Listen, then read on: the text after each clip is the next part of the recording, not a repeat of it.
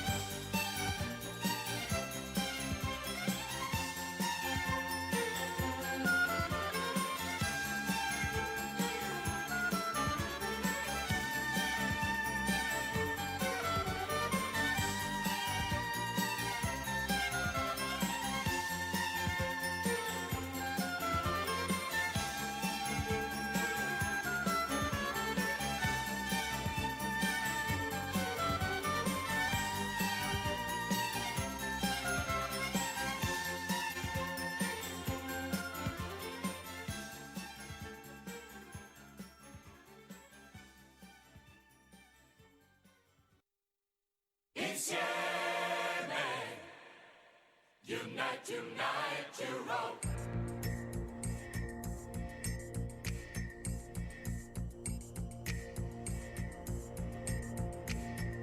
Con te, così lontano e diverso. Con te, amico che credevo perso.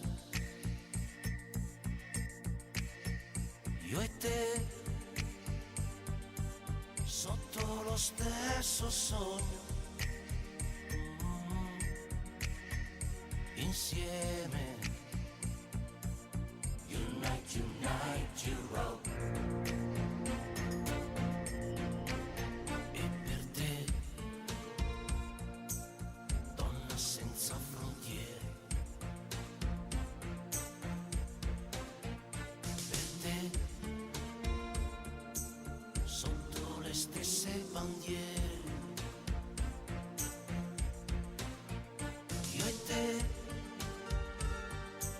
sotto stesso cielo,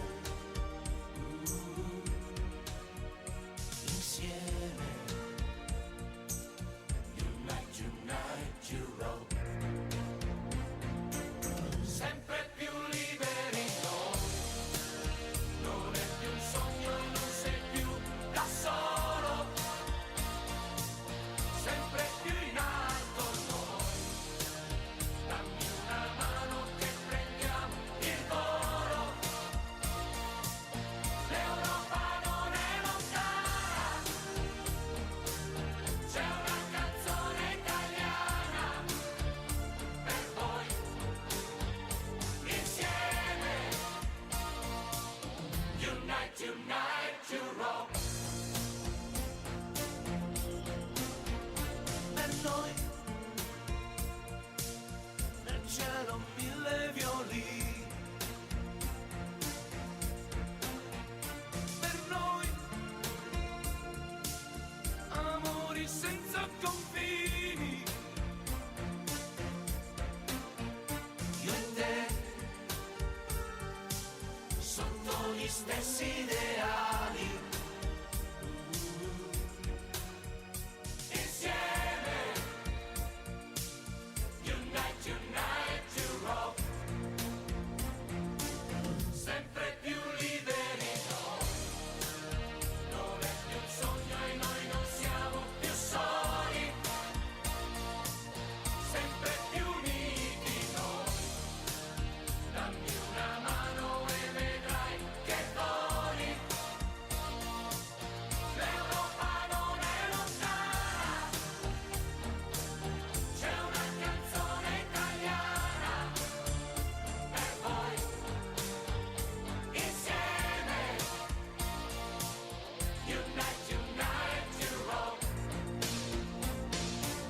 Sempre più liberi noi. Sempre più liberi. Nostre stelle una bandiera sola.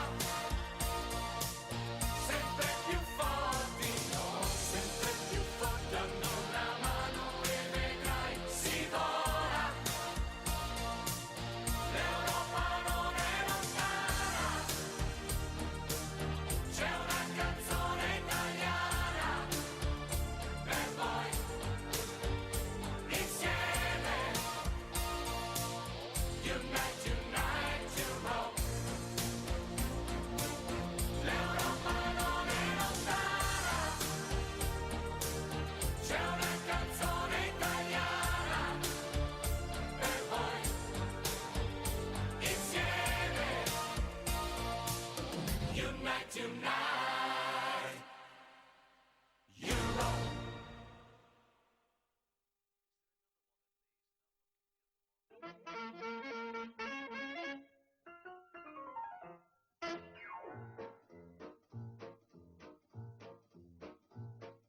Porte casone con un stemma a rete, una cuppolella che vi si era alzata, passa scampanianna pattuleta, con mano a papà te fa guardare.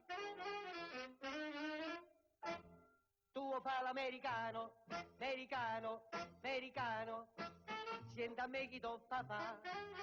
Tu vuoi vivere alla moda, ma se bevi whisky e soda, poi ti senti disturbato.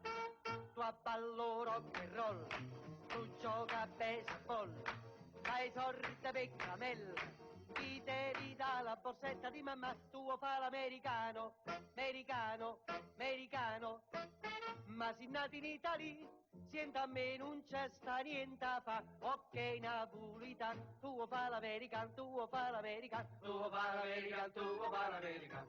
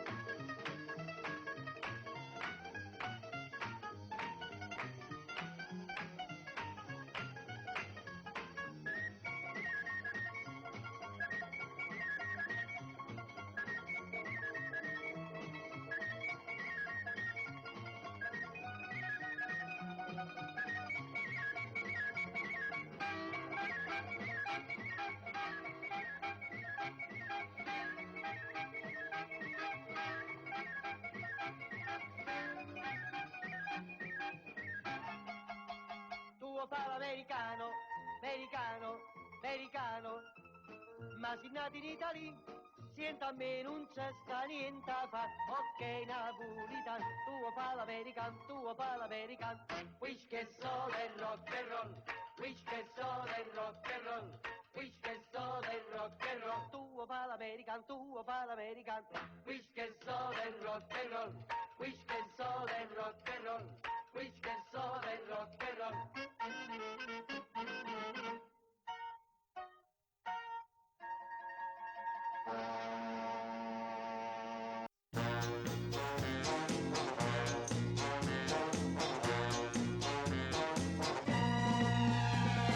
Cerco l'estate tutto l'anno e all'improvviso eccola qua. Ehi è partita per le spiagge e sono solo qua su in città.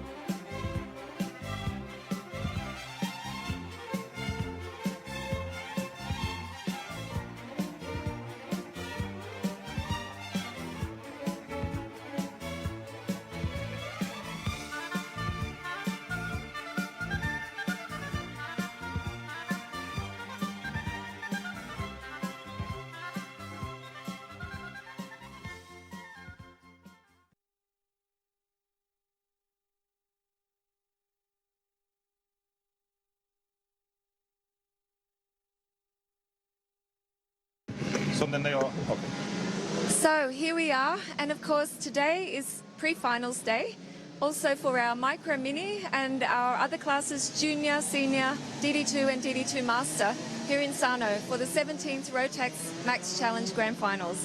Now joining me this morning, I have some of our friends and partners from the manufacturers. So Bertrand, welcome from Sodi, and of course Helmut, a face we know from BRP Rotax, and Daniel from Praga, IPK, so welcome. Thank you. Now, of course, and we've got Ronnie from Birol joining us as well. Hello, Ronnie. Morning. Okay. So, before we get started with the racing, I thought we'd hear a little bit about what goes on behind the scenes in the preparation for this event. We hear all about the other things, why it's good to be here at this event, how it's great for all our partners and also for BRP Rotax. The Rotax Grand Finals is a huge event and now in its 17th year. So I thought we might start perhaps with you, Bertrand, a little bit about the time. How long does it take for all this to happen and all the ideas that you come up with? Well, as you know, we have been producing more than 155 carts, two categories for the senior and for the DD2 master. So it's a lot of work. It's more than 7 trucks of material coming in Sarno from France. So it's a huge work for us. But we are pleased because we are a partner with Rotax for many years. I would say more than 15 years. So it's really a unique event. We cannot find something else in the world. It's very unique, and we like the spirit of this race because it's something very special, completely different from everything we can find in the world. And moreover, we can make some specificities for the material for this final, and we have the feedback from all the customers coming from all the world, and this is very important for us as well. Yeah. Okay. Thank you. Maybe Daniel? Okay. You can tell us also a little bit about what goes on and how you come up with, because you have really also an outstanding display there. Okay, so we have 2 categories this year. We are also very glad to be partner of Rotax. If I'm not wrong, it's 5th consecutive year. Praga is the partner. And of course, we are trying to improve every year. So all our staff always has to prepare after the event, like a return of experience, which we discuss and try to find some new things, improvement. So this year we also brought a Formula Praga R1 car. Next week we are actually going to officially announce Formula 4 team. Okay, is this a scoop for us? Some news? Yeah, it's like In advance, I cannot tell you today the name of the team. It will be officially launched next week, but Praga will have a Formula 4 team in Italian Championship next year. So we are trying to offer to our customers like complete range. I mean, from the small kids through Formula, through cars. Yeah, it's nice, and I think many people want to go this way. Yeah. So when they're with a brand that they trust or they know, then They can stay with great. us forever. Yes. Okay. Okay. Yes, and maybe Helmut, you can tell us a little bit. I know it's a little bit different, and then we'll hear also from Ronnie about the preparation. So for us, the preparation already for 2017 starts as of next week. Or let's say it in a better way, we have already started this some time ago because we have to select the location for the next grand final. We have to do the everyone want to know. So we have to do the according agreements, to assure that everything is in line. After every grand final, we have our lessons learned to see in which areas we can improve, and we are really trying to listen to our customers what they like and which areas they would like to see some improvements. So this is our challenge from year to year, to provide even better service. That really it's up to the drivers to compete on the track, and that's it. Yes, big job. Ronnie?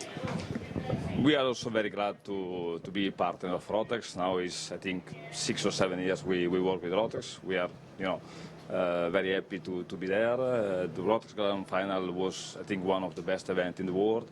Very well organized. Many drivers from all the world coming there, and it's a very nice show. To prepare that is for sure big work, a lot of stuff, but we always doing that very well, and we try to do every year better and better to be very professional and make the driver happy. We are very glad of that, and we want to be a partner of Rotax also in the future. Why we feel that was good for karting, good for business, and good for all the drivers. Very good. Now, Bertrand, maybe you can tell me a little bit about the development side of it. You mentioned this, but it is important to get that feedback from the drivers. Are there any things that you take away from this that you say, we didn't realize this, or it's something, we didn't think about? No, as I told you, it's a unique chance for us to have the feedback from all the drivers coming from all over the world. So it's something unique as well for us, and we can test and we can have this feedback on this grand final.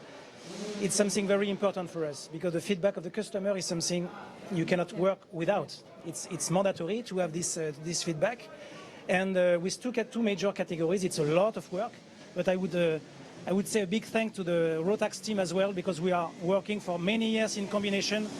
And it's a very good job. Sorry, the noise is coming, but thank you for the Rotax team as well. Thank you. Okay.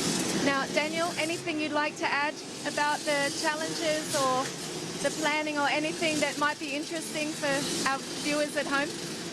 Yeah, I mean, everything was almost said. For us, it's also very important to be here and to have feedback from from drivers here. We are always giving them the possibility to use the latest development, okay? So what we are producing today for our sales, we are bringing here for grand finals. So for us, it's important to be in line with our standard production with the latest development for drivers here. Yeah, it is important, and I know I've seen a lot of the guys from your teams out in the Big Ten riding around on their bikes and their scooters and catching up with the customers. Of course, some of the drivers are not so confident with the wet, so that was a little bit interesting yesterday when suddenly they're asking, oh, what setup? We don't know the chassis. So, this is important, as you say. Yeah, it's important, but we are here 15 of us, so we are really trying to follow, even in the big tent, all drivers and to help as much as we can. You also brought some very tall girls with interesting clothing. Yeah, it helps as well. Okay, and thank you, Ronnie, for joining us. Helmut, anything you'd like to add?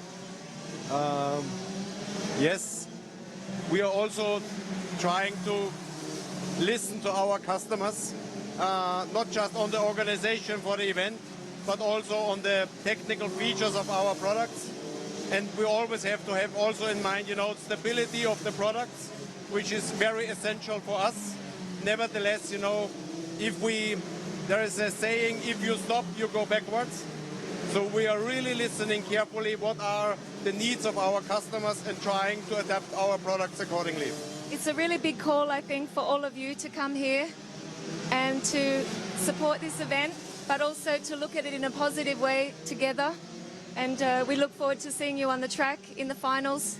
And each of you will go away with a world title, I'm sure. And this is important. But thank you all, and also thank you, Helmut, for having all of us here. Okay. It's been great, and enjoy the coverage today. Stay tuned.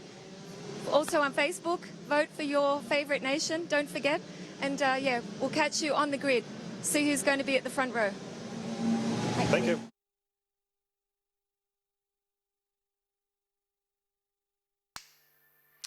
Well, hi everyone, from myself, Ken Walker. You've got those pictures there of what is an empty track at the moment because we're just in the hiatus before we start our track action.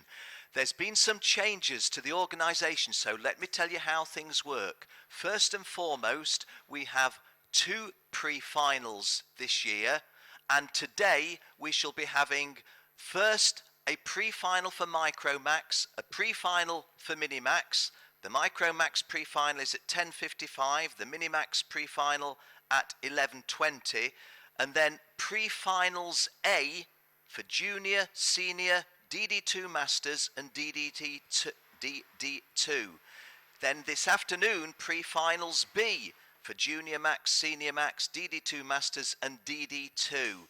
And the top 17 in each of those pre-finals, A and B, will go to tomorrow's final. So crucial today that you finish in the top 17 in Junior, Senior and the 2 DD2 classes. In Micromax and Minimax, it's all open because we only have 34 entrants in each, and all of them will go through to their own final. 36 entrants. They'll all go through to their own final. Now let me tell you the times so you know when to tune in. 10:55 this morning, in just about 20 minutes time, the Micromax pre-final. 11:20, the Minimax pre-final. 11:45, the Junior Max pre-final A. At 12:10, Senior Max pre-final A. At 12:40, DD2 Masters pre-final A.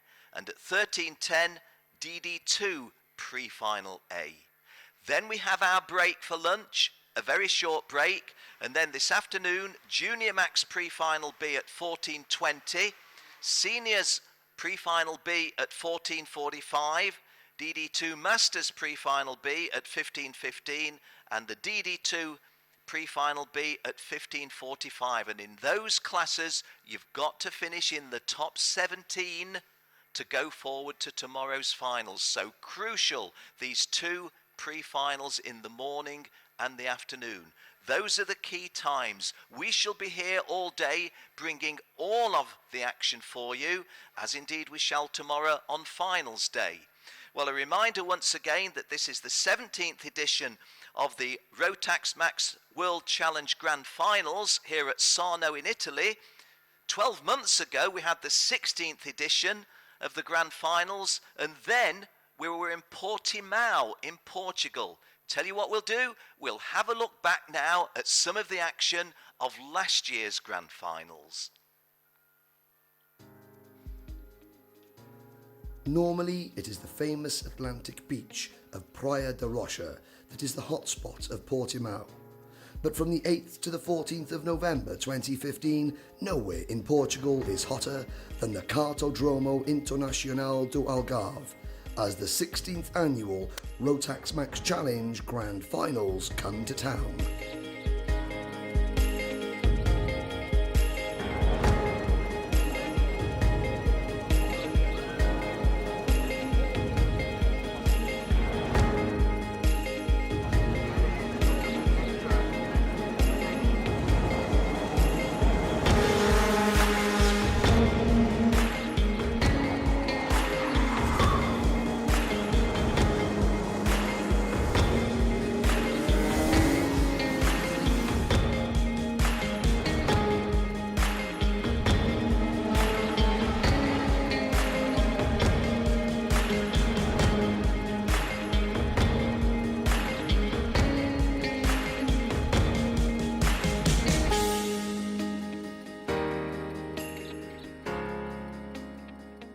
The effort to host the Grand Finals is truly vast.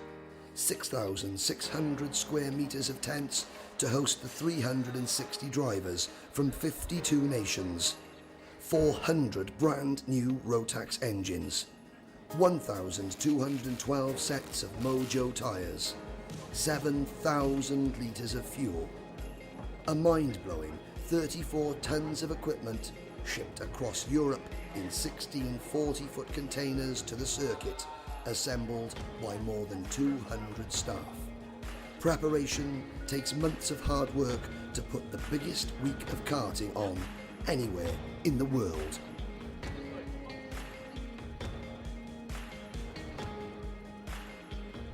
Each driver draws lots for their kart and engine. The junior drivers on the Praga chassis from IPK Karting, the Birrell ART for the DD2 class, and the Sodi kart for the seniors and DD2 masters. All designed to give each driver the same package and the same opportunity to win. But the Rotax Max Challenge Grand Finals are not all about the racing on the track. The Rotax family put on many side events off track during the week to keep everyone entertained.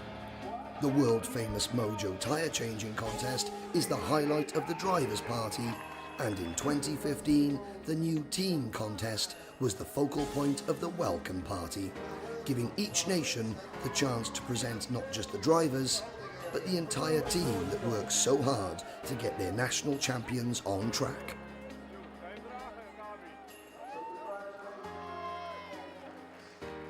As has become the tradition at the Grand Finals, the 288 drivers competing for the global crown are joined by 72 talented youngsters in the Micromax and Minimax Rotax Grand Festival.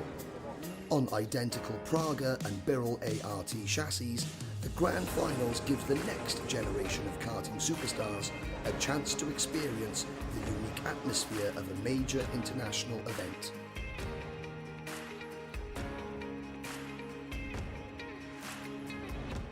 The competition is the toughest in the world. Drivers have spent a year trying to qualify.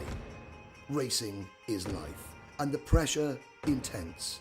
Families and friends from around the world watch on as 2 days of practice boil down to qualifying and the heat races.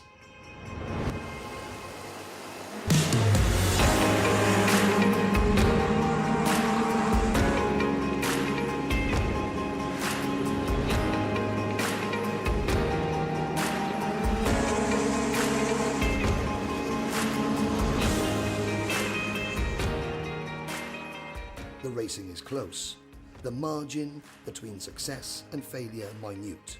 One mistake, one bad move, and your dreams of world glory are over. But for those who succeed, those who stay calm under pressure, those who are simply inch perfect, the reward is great. The reward is being Rotax champion of the world. BRP Rotax would like to thank everybody involved in the Rotax Max Challenge Grand Finals all over the world. The drivers, mechanics, organisers, distributors, families, friends and sponsors. Without you, the Grand Finals would not be the success they are. We wish you all the best for the new season, and we hope to see you at Sarno in Italy for the 2016 Rotax Max Challenge Grand Finals. Stay tuned.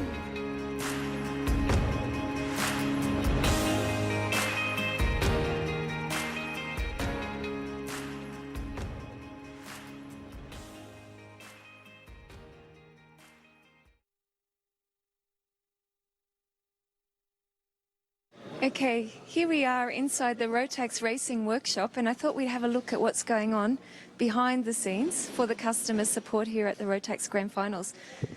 Giuseppe, my friend from Delorto, one of the partners who supply the carburetor for the Rotax Max engine. Giuseppe, what are you doing? What are you working on mostly? I'm checking the flow level now. So the float level? It's important, it's very important to perform. Okay. now is wrong. Yeah. On setting, Why is it wrong? because this caliper Yeah. measure low level, high level, and this is at, I see. is at Yeah. high level, okay? So maybe for the performance on this track, you need just to adjust a little bit? Yes. We move a little bit.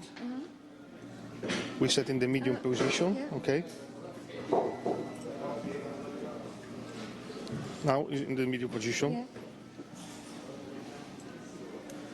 Now is correct. Yeah. Okay. It looks a little bit, A little it's bit so regulation. close, but a little bit different, Yes, huh? it's important. Okay? Yeah. Now I check all, if it's okay. Okay. We put again the gasket, the float, Floats. okay. Okay, and the screw. Yeah. So throughout the racing, does this change at all, or once you set it here in Sarno, it should be okay? Yes. It's- I'm confident that this carburetor is Yeah. okay. Yeah. Okay.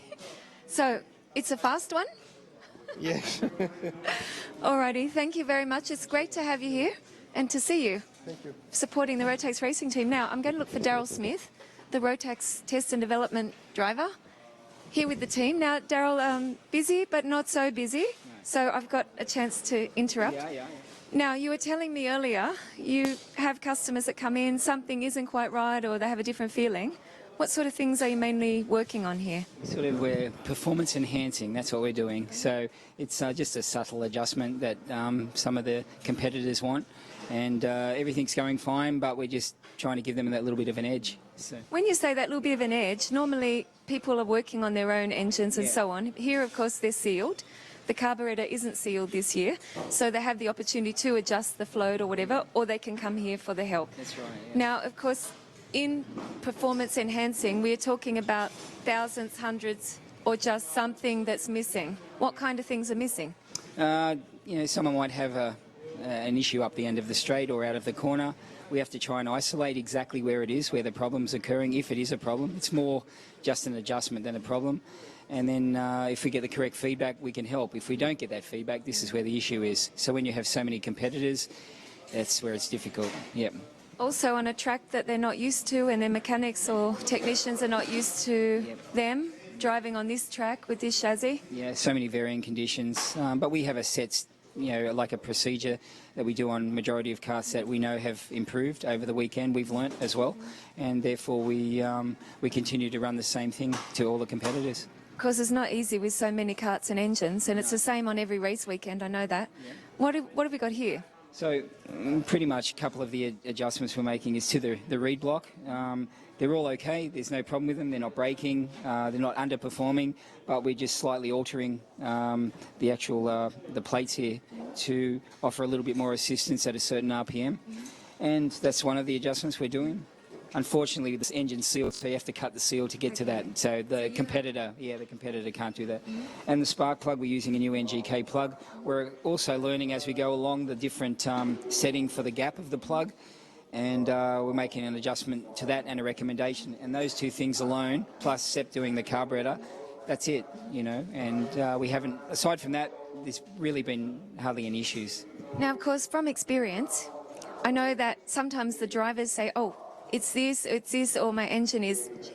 Yep. But you as a driver, and you've also been a Rotax world #1 years ago in Malaysia, tell me what are the things you can do to help the driver? Because, you're not here as a driver coach. No. But how do you look at the data, or how do you help them? Yeah, we have our own set data that we have when we've done our testing. We can apply that and check against the data from the driver. But also, what is very paramount this weekend is probably the lack of feedback we get. They could have the mechanic has one idea, the father has one idea, and the driver has another idea. Now, it's up to me to sort of gather that information, decipher it, work out what is actually correct, and then we adjust accordingly. So that is a little bit difficult. I know it's the same for everyone. Some are better than others, but that's probably the prime example of our struggles, really, if we have one. Yeah. Okay, and you got lots of toolboxes. Yeah. I noticed you got an oven. Do you cook the pizza here, or? We do everything here. Yeah, we're cooking a cylinder at the moment. So, no, it's, I think, cylinder now, a chicken in 5 minutes. So, Okay, how many people altogether? approximately 12 in the workshop. Some, as you can see, working underneath, some above. But no, we've got a good team here. And plus, we've set from Del Orto, it's really enhanced what we're doing here. So. Do you think that a lot of people understand the basics that they need to know? Is it an education thing, or is it just they come to the grand finals and they're looking for, I want to be there, I want to be on the podium, so maybe you can help me just find that little bit, like you say, more? I think in some instances there's probably a little bit more of a, it's not a panic, but it's like, I understand it from the driving perspective that they want the best. We're trying to give them the best. We want everyone to have a fair advantage, but it's really, really critical and difficult, and you know, sometimes the driver probably needs to take a little bit more responsibility sometimes, because it is difficult, you know. I know you did say to me too that sometimes when the cart comes in, you see the setup, Yep. and you're a little bit worried also with the pedal. They're not actually able to get that performance they should be with other things, nothing to do with the Rotax side of it. Exactly right. You know, just a general setup, and you know, we fine tune that. We can offer assistance on the chassis as well, but then we send it to the chassis guys. Okay, so I'm going to let you get back to work, and yeah, I might have a look around, you know, see if there's any tools I need and bits and pieces, and I'll come back for lunch. Thank you. Bye. Okay, so now we're going to take you back a few days ago outside the workshop into the big tent, where I asked people, were they more inclined to swing towards Italy, or is it more an international flavour here at the grand finals? So take a look at our video, a little bit of fun, and get everyone involved. Hope you enjoy it. I thought we'd find out a little bit more about all the people that have come to the grand finals this year. What is their preference? Is it more Italian style, or is it more international style? Ferrari or Porsche? Ferrari, of course. Ferrari. Ferrari. Porsche. Ferrari. Ferrari. Porsche. Ferrari. Porsche. Porsche. Porsche. Porsche. Ferrari. My art is Ferrari. Is it pizza or burger? Pizza. Pizza. Pizza. Burger. Pizza. Depends. Burger. Pizza. Pizza. Pizza. Oh yeah. Pizza. So at the moment, burger. Pizza. Pizza. Is it Rome or Sydney? Sydney. Sorry, Sydney. Sydney. Ting. Rome. Rome. Sydney. Rome. Rome. Rome, yeah. Rome. Sydney. Roma. Roma. Super Mario or Superman? Superman. Superman. Superman. Superman. Super Mario. Mario. Super Mario. Super Mario. Superman. Super Mario. Super Mario, definitely. Superman. Superman.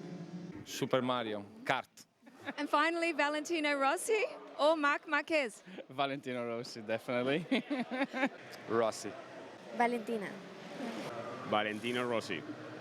Valentino Rossi. Valentino Rossi. Marc Marquez. Rossi. Rossi. Rossi, yeah. Rossi. Rossi. Valentino Rossi. Valentino Rossi. Valentino. Marquez. No, vai via. Valentino. Valentino. It's the best.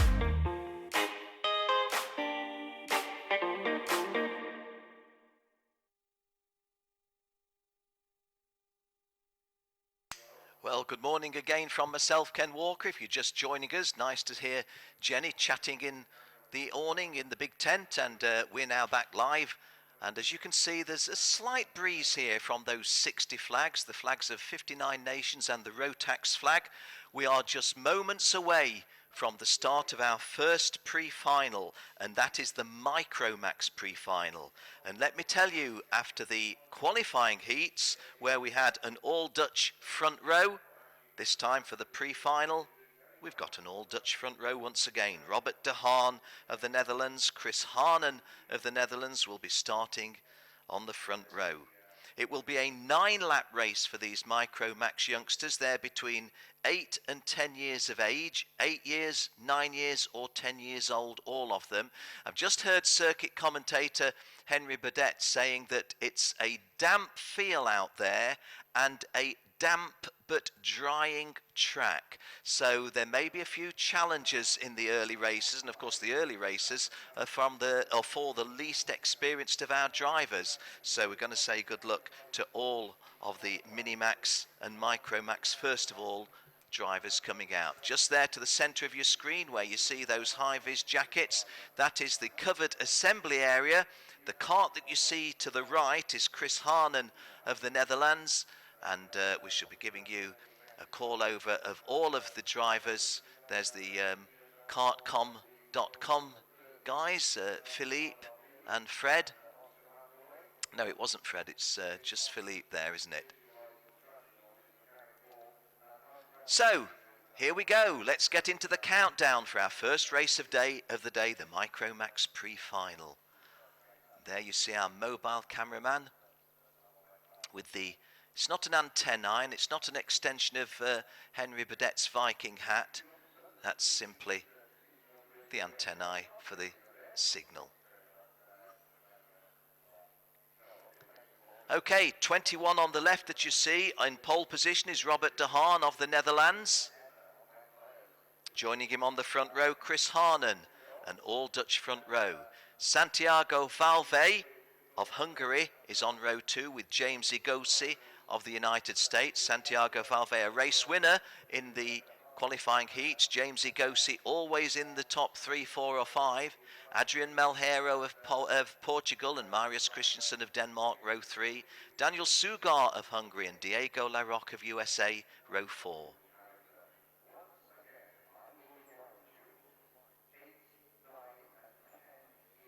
Daniel Gatic is on row 5, a Russian driver with Lorenzo Cioni. He's a French driver, albeit with a very Italian name, and they complete the top 10. Ryota Harachi of Japan and Bartolomew Pikotowski of Poland are row 6. Elliot Veyron of France is row 7. Ronan Patrick Hakala is from Estonia and joins the Frenchman on row 7. Filip Matejzik of Poland and Daniel Diaz from Colombia, South America, row 8. Lucas Bogdanovic of Argentina, that's not a very Hispanic name, is it? But he's from Argentina. Ramon Ramirez is a rather more, what shall we say, Hispanic name. He's from Chile, row 9. Enrico Martins of Brazil and Anthony Sardelite from Canada complete the top 20 on row 10. Sebastian Ruiz of Australia, Konstantinos Nousopoulos of Greece, row 11. Alexei Yalava of Finland, Moritz Schmeiss of Germany, row 12.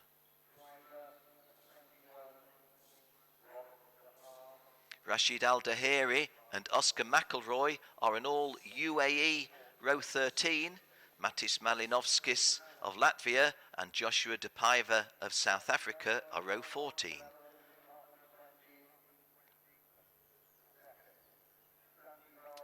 Mattia Lombardi and Alexander Bogunovic complete the top 30 on row 15. Behind those, Yere Vallejo and Mai Sada. Mai Sada is the only girl amongst these young boys. Mai Sada in kart number 40 is from Slovenia. Excuse me, from Slovakia.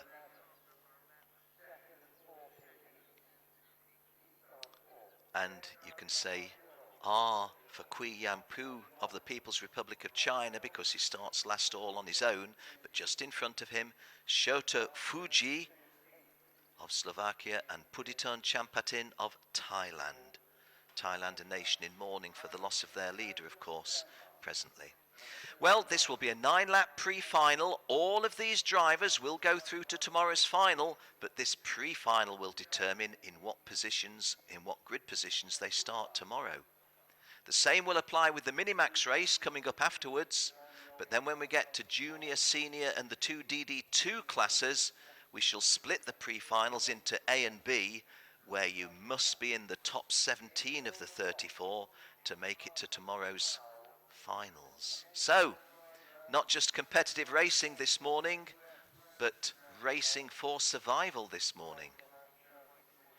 Well, as I said moments ago, and quoting my good friend Henry Burdett, the circuit commentator, he's just been out there doing some interviews, dampish in the air and a damp but drying track. Motors fired up. And these youngsters of 8, 9 and 10 years of age will be making it out onto the circuit for one formation lap.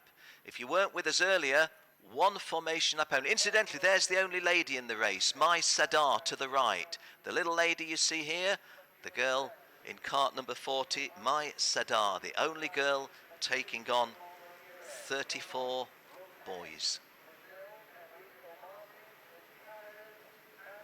We just do one formation lap. The length of the track here at Sarno is 1,547 metres, 1,500 metres plus. It's a long track, and so we do just one formation lap, not the normal two.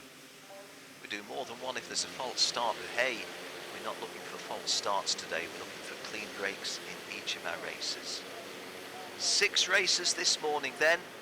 The 2 pre-finals in standalone mode for Micromax and Minis, and then the A pre-finals in Junior, Senior, DD2 Masters and DD2.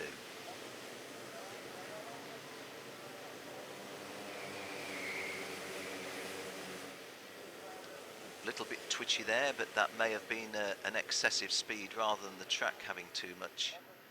Well, you can just look now at the surface of the track. Incidentally, there's part new on this surface and part old. So as well as dry and wet that you're racing on an old surface and a new surface. You can see where the division is in parts. Just have a peep out the window to see the drivers coming towards us. This is the internal complex, going through a hairpin here, to then move forward onto this short link onto the home straight. And then, with a bit of luck, in about 20 seconds or less, we'll be racing. Robert de Haan on the left, Chris Harnen on the right. They're both Dutchmen. And we're racing, and Robert de Haan has got a good start from pole position, but so has Chris Harnen alongside him. Behind them, James Igosi for the United States looked to have a good start. So did Santiago Valve of Hungary, and I think Adrian Malheiro is there. They're the top 5 as I read them, but I'm gambling if I say anything further than that. But what I can tell you is the familiar sight of the Dutch guys making a good start at the front, as was the case in the heats, is the case in the pre-final. Just waiting for them to emerge into our picture. Kart number 21, Robert de Haan. Pulled away a little bit, hasn't he? Robert de Haan, kart number 21, leading. I think Ryota Hirochi is the Japanese driver in 2nd place, and in 3rd place, Chris Harnen. So a good drive by the Japanese driver, if I've read that correctly, in kart number... No, it wasn't. It's James Igosi, as I called it the first time. James Igosi, for sure it's James. But the Dutch lads have been split here, and in fact they've been doubly split, haven't they? There's kart number 11, James Igosi in 2nd place. The Dutchman from pole position, Robert de Haan, definitely leading. James Igosi 2nd, Chris Harnen 3rd. Behind them, Diego Larocque has moved up into 4th place. So 2 American drivers in the top 4 and 2 Dutch drivers in the top 3. Adrian Malheiro of Portugal running 5th. Santiago Valve 6th. Daniel Gatic 7th. Marius Christiansen of Denmark 8th, Daniel Sugar of Hungary 9th, and Elliot Veyron of France completing the top 10. As I look away from the timing screen back to the track, those front-running 3 drivers are not as I first called them, because Diego Larocque has moved up into 3rd place. Diego Larocque has gone into 3rd place, and that's at the expense of Chris Harnen. And have we got a lead change? Yes, we have, as James Igosi from the United States of America takes the lead. The American Well, if I say youngster, they're all young, but he's even smaller than most of them. This is one of the smaller drivers of these 8, 9 and 10-year-olds. And we're getting into the mode of a typical Micromax race now, aren't there, with a lot of changes, because Diego Larocque is now second. So it's United States of America 1 and 2 in the shape of James Igosi 1, Diego Larocque 2. Behind them, the Dutchman Robert de Haan, who started on pole position, and then in fourth place Chris Harnan, who was alongside him on the front row, and the top 5 completed by Adrian Malheiro, and these 5 are those 5, and Robert de Haan has got back into second place, I think. 1, 2, 3, 4, 5. Yes, that is Robert de Haan. James Igosi still holding the lead. Kart number 11. We're on lap 3 of 9, as you can see from our caption at the top of your screen. James Igosi, the American, getting himself in front of the fast-starting Dutch lads. Kart number 41 now showing is Adrian Malheiro. So Adrian Malheiro of Portugal, I think, has gained a place from what you see on screen there. Well, actually, the screen is updating itself as we go, and Malheiro in second place, I think, is how I would read it, with Diego Larocque in first place. I think I said James Igosi before when it was Diego Larocque. Sorry, it is definitely kart number 12. Oh, well, both of these guys giving it a good shot, aren't they? Diego Larocque is kart number 12 without a shadow of a doubt, and Adrian Malheiro is kart 41, who's behind him in second place, and those two just a little bit further apart now from the other guys, which are headed by the Dutchman 21, Robert de Haan, I think, or Chris Harnan. The two Dutchmen, I think, are virtually third and fourth. Yes, they are third and fourth now. So, Diego Larocque in kart number 12, just trying to kick... no, that's Adrian Malheiro. Definitely Adrian Malheiro in the front. Just to explain to you folks, I spend a lot of time looking at the timing screen just to see what action there is off the circuit. And sometimes, in fact, far too often for my own liking, I look away from the screen of the pictures you're seeing just when there's some significant action. Adrian Malheiro definitely leading from Diego Larocque. In third place is Chris Harnan. James Igosi, an early race leader, is now in fourth place, just a little bit behind the front running 3, but close on his heels is the second of the Dutchmen. Remember, it was Robert de Haan who started on pole position in kart number 21, and Chris Harnan alongside him in kart number 20, but now Chris Harnan is further forward than Robert. He's in third place behind Adrian Malheiro and Diego Larocque. Just looking where Diego Larocque started, it was in P8 on row 4, so he's come through nicely. So we're heading for the half race distance of this 9-lap Micromax pre-final. Kart 41 is Adrian Malheiro. He didn't go so well yesterday, but he did go well in the non-qualifying practice in the, little bit of an accidental nudge there, incidental contact I think we call it. And kart number 12, Diego Larocque, just looking if he can get a wider sweep, but not so. Adrian Malheiro, as I was saying, in the non-qualifying practice was really, really swift. Doesn't count, of course, in non-qualifying. Then for qualifying practice and his first race of the heats, wasn't going nearly so well. But he's going okay now, isn't he? He's leading the pre-final. As we move into the second half of the race, in fact, we set off on lap 6. Adrian Malheiro 1, Diego Larocque 2, Robert de Haan 3, James Igosi 4, Elliot Veyron of France comes into the top 5 at number 5, and it's Chris Harnan who's dropped back. So this is the standings after lap 5, and Chris Harnan, I remind you, started on the front row and has dropped down to 6th place. Remember, this is the pre-final. The closing positions in this pre-final will determine where they start in the final tomorrow. It's a 35 driver pre-final, and so all of them going through. Disappointment for Valve. Oh, Oscar McElroy gets a warning flag for the United Arab Emirates. Santiago Valve in 11th place from Hungary was our first race winner in Micromax, and he'd been going well, but not going so well at the moment. He's outside of the top 10. Well, it's a good race at the front, isn't it? Because kart number 21, Robert De Haan, is back in front. But then this is typical Micromax racing. There's the driving standards flag that's going to Oscar McElroy, kart number 43. And just trying to see where Oscar is. It wasn't very high up. It's in 24th place, the UAE driver, picking up a driving standards flag. I want to say hi to all of my good friends in the United Arab Emirates, particularly those of you tuned in at Al Ain Raceway. You know I love you all, but I've got to tell you something. Your drivers are picking up some driving standards flag, even down in the very, very nursery class of Micromax. But hey, it's a competitive sport that we're involved in, isn't it? The Netherlands driver, Robert De Haan, holds the advantage on lap 7.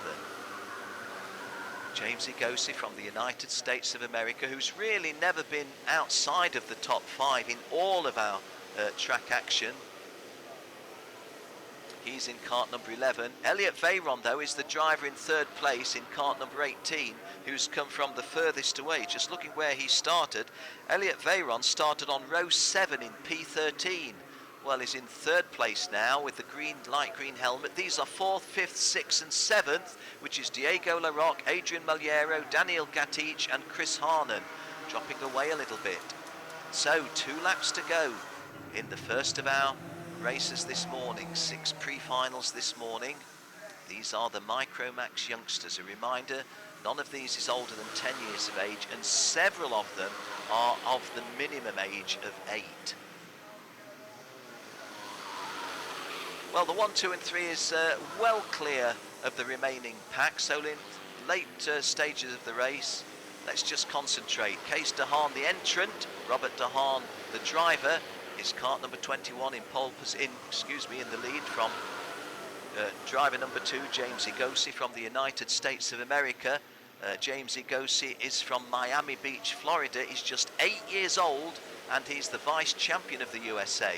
So I said that some of these were 8-year-olds. The guy running second is only 8.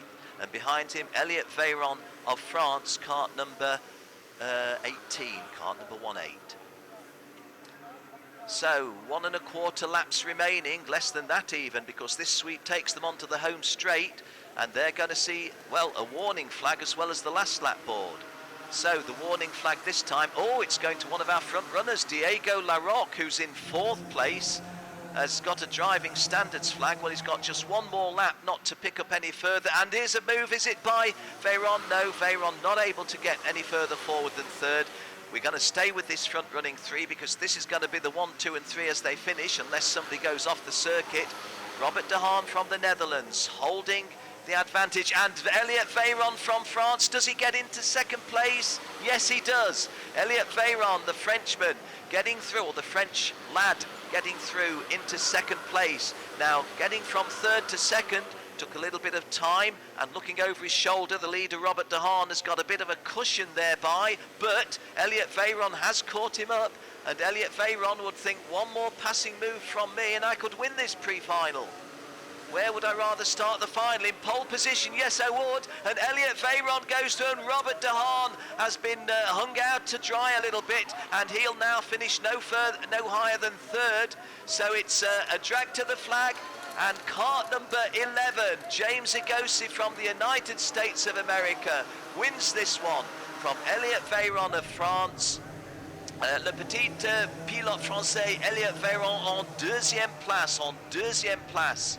3rd place to Robert De Haan of the Netherlands. 4th, Diego Larocque, making it 2 American drivers in the top 4, although Diego did pick up a driving standards flag. Adrian Maliero of Portugal 5th. Daniel Gatic 6th, Chris Harnan from the front row start only 7th, Santiago Valve 8th, Daniel Sugar 9th, and Ronan Patrick Hakala of Estonia completing the top 10 at number 10. Well, there was the seminal move when Robert De Haan had left enough room inside. He fought hard, didn't he, Robert De Haan, to try to get back, but it was in vain. And the unlucky driver was Elliot Veyron, who prized open the race leader, but the opportunist was James Igosi, saying, well, I was running 3rd, but if you 2 guys are going to go wide, I don't mind running in the lead. And he finished in the lead. race winner. Hope you enjoyed that. Our first race here at Sarno on pre-finals day in the Rotax World Challenge Grand Finals 2016. I'm Ken Walker. My privilege to be with you throughout the day. Do stay with us.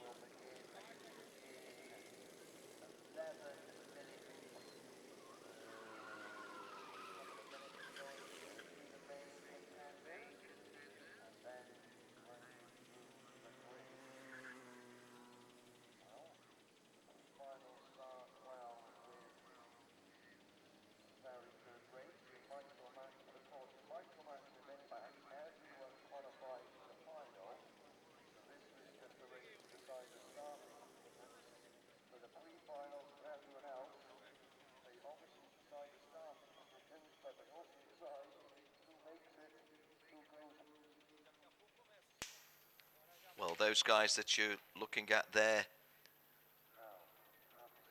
karts numbers 33 and 11. 33 is Lucas Bodanovic, 11 is James Igosi, the race winner. And let's have a look at the caption to confirm it. James Igosi is from Miami Beach, Florida, the 2016 USA Vice Champion, just 8 years of age, and he was good enough to beat everybody in the pre-final. Elliot Veyron of France, second. Robert De Haan of Netherlands, third. Diego Larocque makes it 2 Americans in the top 4. Adrian Malheiro of Portugal was 5th. Daniel Gatic, kart number 6. Not kart number 6, position number 6. Daniel Gatic finishing in 6th place. Chris Harnan, the second of the Dutchmen, in 7th. Santiago Valve of Hungary, 8th. Daniel Sugar, also of Hungary, 9th. And Ronan Patrick Hakala of Estonia completing the top 10.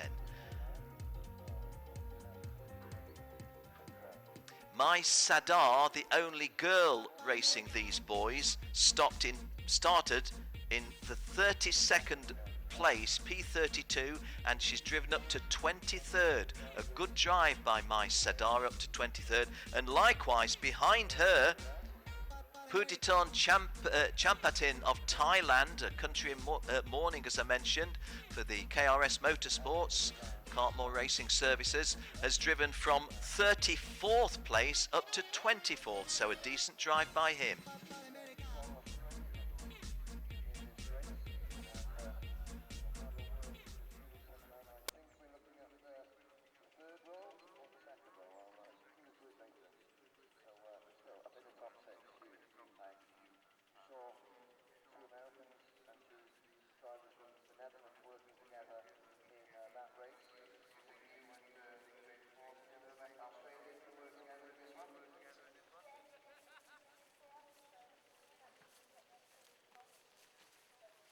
This is Adrian Malheiro of Portugal, just on the scales in Micromax. All looks satisfactory there.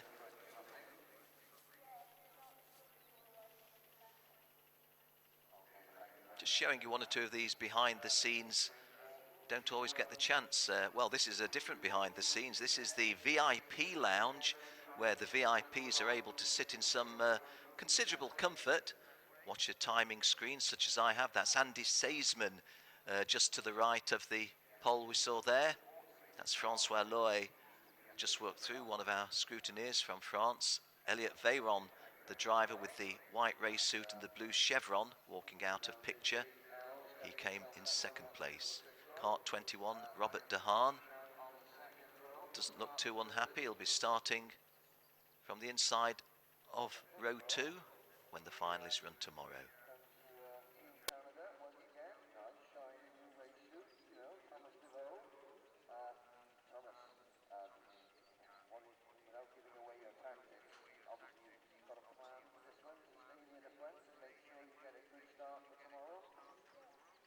Kart number 12 being brought in is Diego Larocque, the champion and the Challenge of America's champion this year in the United States. We saw Andy Seisman in the VIP lounge a few moments ago, and he's the promoter of that event.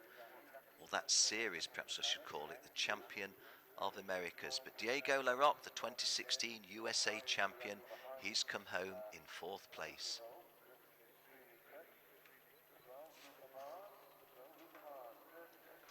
Well, that picture tells you really how things are. Look to the top left.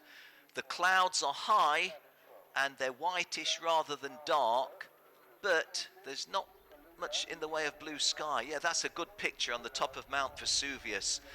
Thanks to our television producer, Andres Holzleitner, getting you a lovely picture there. What is that? That's Mount Vesuvius. It's not erupting, but it is drawing in the low clouds. So it's a decent day for racing, a decent day, but it's nothing like the blisteringly hot conditions we've had earlier on here at Sarno this week. Thank you for joining us online, by the way. We do appreciate it. I'm Ken Walker, my colleague, presenter Jenny Wade, and everybody at KART-DATA bringing you these pictures. Each one of us is very grateful for you taking the effort to tune in to us here today. We hope you'll do the same tomorrow for finals day. We hope so to have you with us tomorrow even more so. Well, once again, the VIP lounge, well, giving us a good smile there is Patrick from Canada, the photographer, Ben Cooper. Thanks for the wave, Patrick. Ben Cooper to the left as we look, to Patrick's right, homing in on Patrick. Don't look behind you, Patrick. Look forward. We want to see that lovely smile. You didn't have too close a shave this morning, did you, Patrick? But Ben did.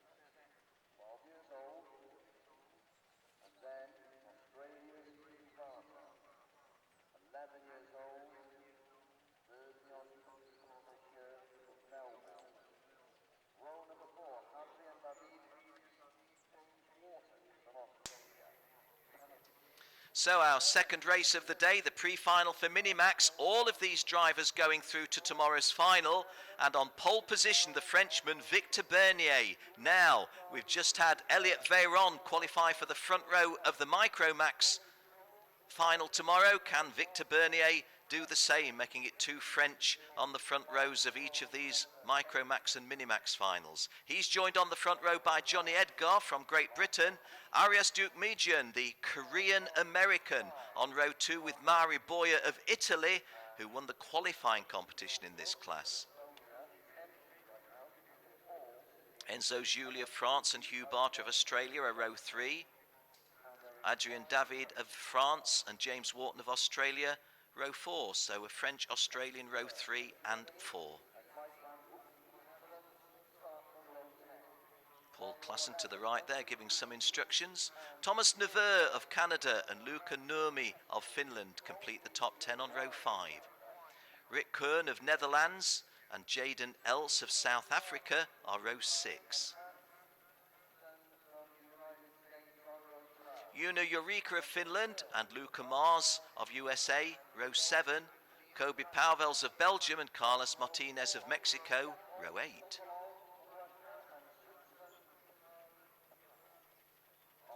Marcel Kuch from Poland, Karl Markus Say from Estonia, row 9. Ben Doer of Germany and Mike van Vught of Netherlands complete the top 20 on row 10.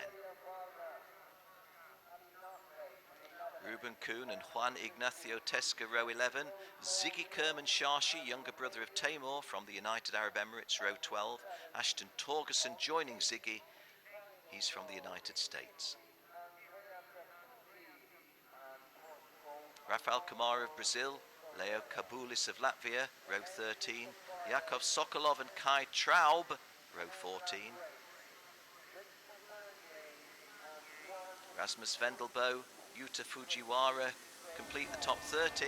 Valeria Vargas on row 16, the only girl in the race. She is cart number 72 with Sami Jo from Lebanon on row 16. And those 4 drivers completing the full grid of 36 drivers, all of whom, bar an exclusion for any reason, will go through to the final tomorrow. So we're racing the positions lead.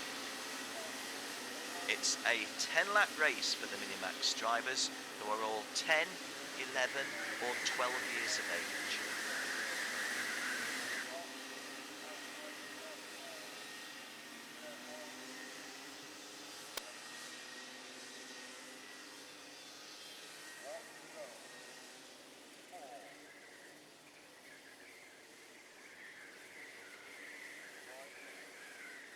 '77 to the right is Johnny Edgar from Great Britain in the blue racing suit.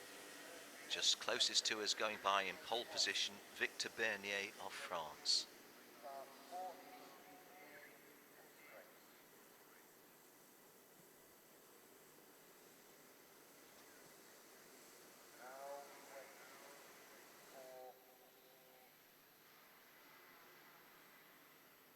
Well, we had a nice first timer from the Micromax youngsters, and this is a very steady pace that suggests we might get a first timer here.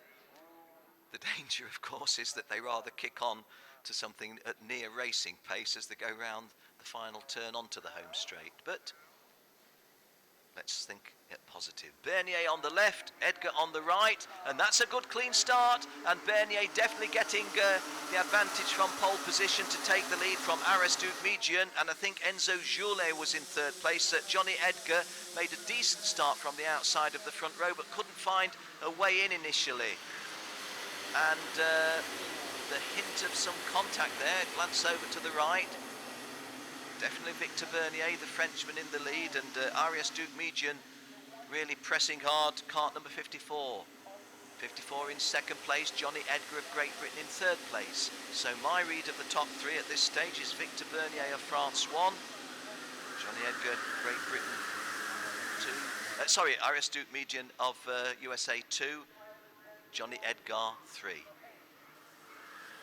fact, there was an attempt to go past Johnny Edgar there by one of the drivers, not sure who it was, but that didn't happen, so no need to identify at this stage. Front 2 pulling away a little bit, Victor Bernier and Aris Dukmijian.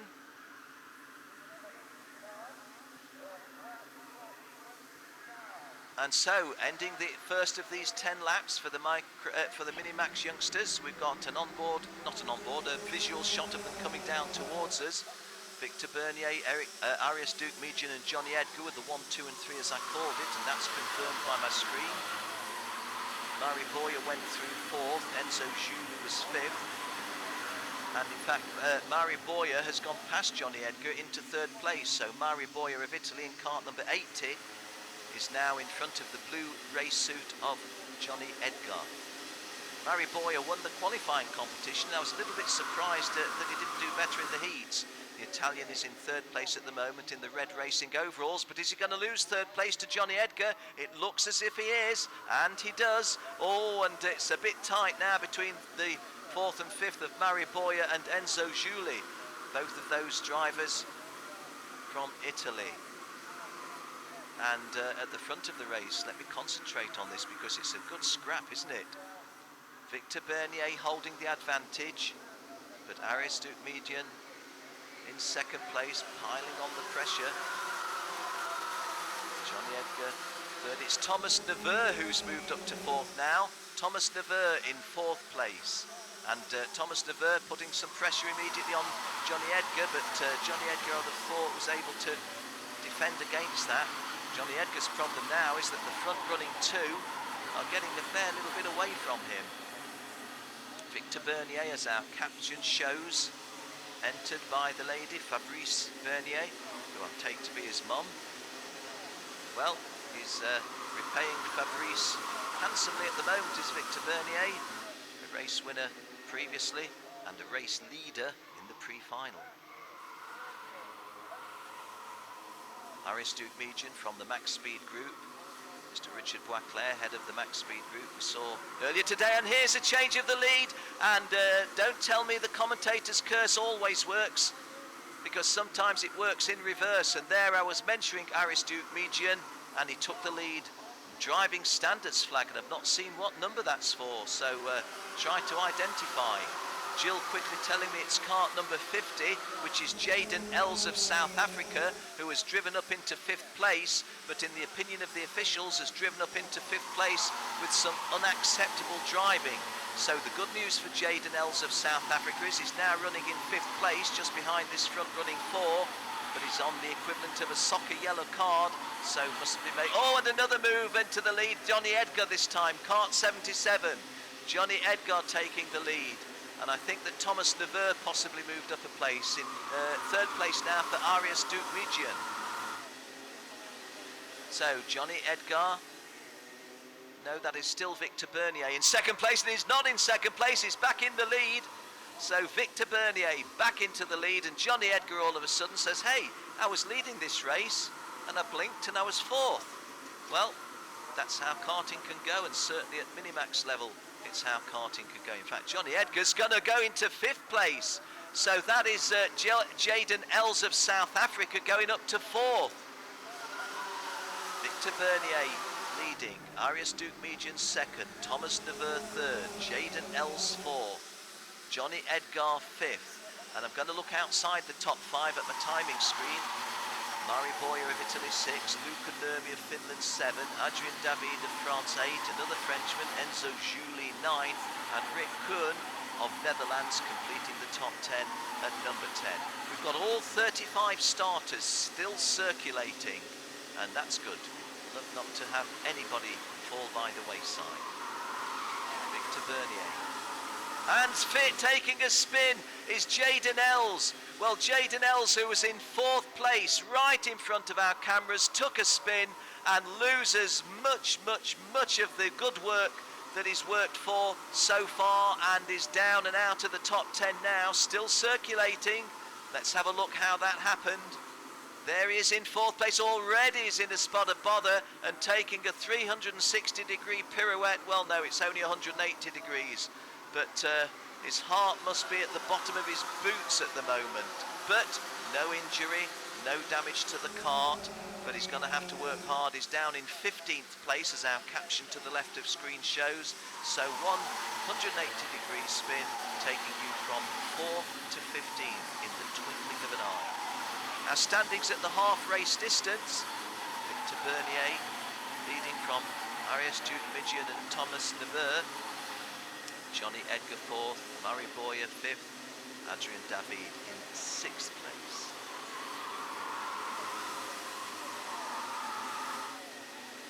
And confirmation that you don't see the name of Jaden Els there. Not only is he out of the top 12, he's a little bit further forward. In fact, he's fighting his way back, wasn't he? You saw on those pictures. Now, Johnny Edgar leading there and having a look over his shoulder. And this is a front-running group of 5. Let me call you the total protagonist, which is Johnny Edgar in the lead, Thomas Neveu is KART 68. Arias Dukmijan is 54. Mari Boyer 80. As they set off now on lap 7. So 4 laps remaining in the Minimax pre-final on this dry track now. And is this another change of lead? No, it isn't. Johnny Edgar, oh guys, in 4th and 5th, you've done yourselves a lot of harm. Mari Boyer and Johnny, it wasn't Johnny Edgar, was it? Luca Nurmi, oh my, it's Johnny Edgar. Kart number 54, which I initially read, is definitely Arias Dukmijan. Oh dear, dear, dear, and I think it was with Mari Boyer, so 2 drivers in the top 5 because we had a top 5 broken away. Now, let's have a look how that happened. All is relatively clean here. But now there's trouble. There's the tag. And it's going to go take the drivers wider out. 77 and 54, which was Johnny Edgar and Arias Dukmijan, have done themselves no favours with that move. No doubt one will blame the other. But hey, that's racing. And for me, ever looking for the cloud with a silver, not the cloud, the silver lining in the cloud. Nobody's injured, no damage to the karts, and they're not even out of the race. So they will go into tomorrow's final, though they'll be starting a long way back. We're on lap 8. So about 2 1/4 laps remaining, maybe 2 1/2 laps remaining. Victor Bernier has shown that he's capable of winning races in kart number 66. 68, Thomas Deveur, the French-Canadian though, going really, really well. He showed that he was able to come back from a tight bunch behind and overtake and get into the lead.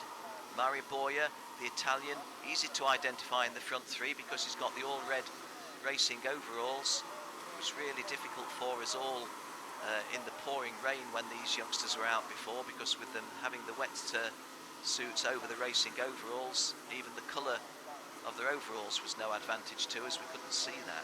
So 2 laps to go, 2 to go in the Minimax pre-final. Victor Bernier and Thomas Deveur are 1 and 2. Tiny gap back to Mari Boyer. Adrien David is the first of 2 Frenchmen because Enzo Giuli is 5th, Adrien David 4th. Just looking where Arias Dukmijan is, oh gosh, he's just moved up a place, but from 33rd to 32nd, and Johnny Edgar is 30th. So those lads, if they're going to be the champions, have got a heck of a lot of work to do. They've got 1 3/4 laps remaining here today, and then tomorrow in the longer race in the final, but they're going to be starting way, way at the back. But there we are, like I said moments ago, that is racing. Just a little bit of minor misjudgment. Well, that was a long glance over the shoulder, wasn't it, by KART 66, Victor Bernier, and he loses the lead, and that is Thomas Deveur taking the lead. Or is it Thomas Deveur? Well, I think it is. I'll stay with what I said. So 1 lap to go, 1 to go, 1 remaining. Confirmation that it was Thomas Deveur in the lead from Victor Bernier. Mari Boyer in 3rd place. Let's stay with those front 2 runners because Victor Bernier looking to try to come past and does retake the lead. Victor Bernier back in the lead and Thomas Deveur side by side. Well, a real good scrap here, and that's enabled Mari Boyer to join the front runners. And again they trade places. This is Victor Bernier and Thomas Deveur trading places, and Victor Bernier now back in front. Thomas Deveur 2nd, and Mari Boyer has fallen back to 5th. So didn't quite see how that happened.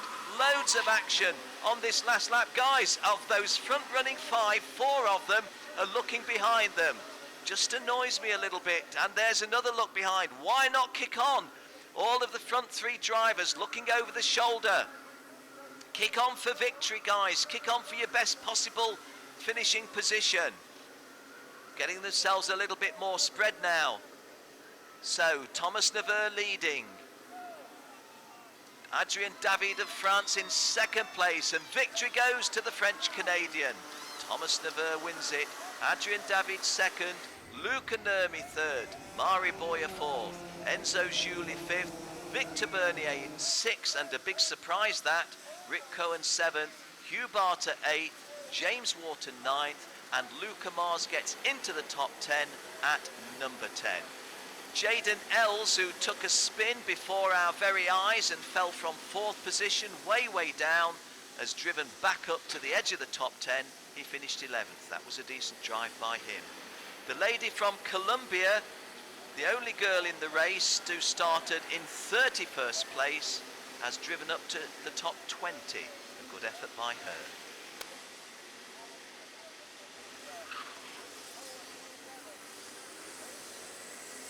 Well, I have to tell you folks, immediately that race has ended, heavy rain, not just rain, but heavy rain. And so what was a drive on slick tyres has not ended a moment too soon, not a moment too soon. And it may have been that there was a little bit of drizzle that influenced some of those issues that we saw, but we do now have heavy rain, but the Minimax pre-final has been concluded with the full race distance.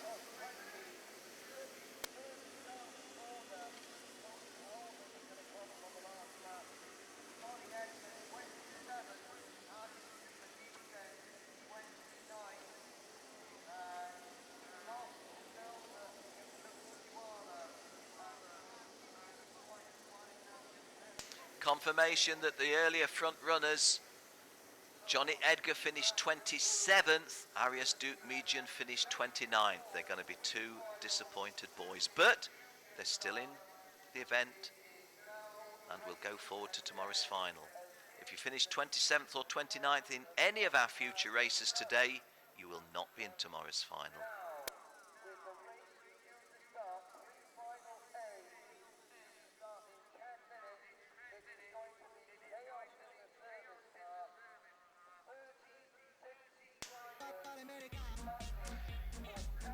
So, confirmation of victory for the French-Canadian Thomas Neveu, driving for SRA Karting International. His victory was over Frenchman Adrien David in 2nd place. Luca Nurmi of Finland 3rd, Mario Boyer of Italy 4th, another French driver Enzo Giuli in 5th place. A surprise that Victor Bernier has fallen down as low as 6th. Rick Kern of Netherlands 7, Hugh Barter and James Wharton, Australians 8 and 9th, and Luca Mars getting himself into the top 10 for the Max Speed group representing USA. Jaden Els, who as I say took a spin when he was in 4th place and dropped way out of the top 20, finishes a creditable 11th.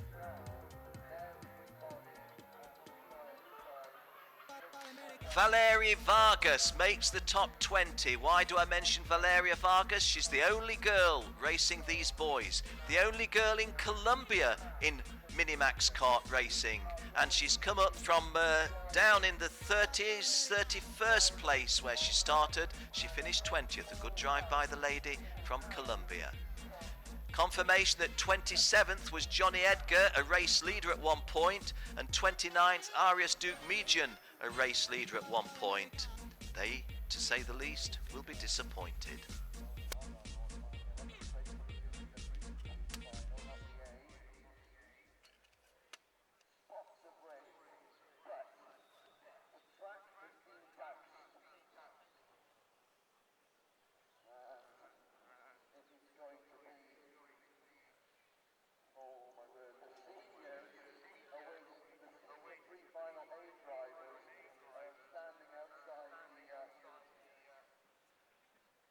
Holding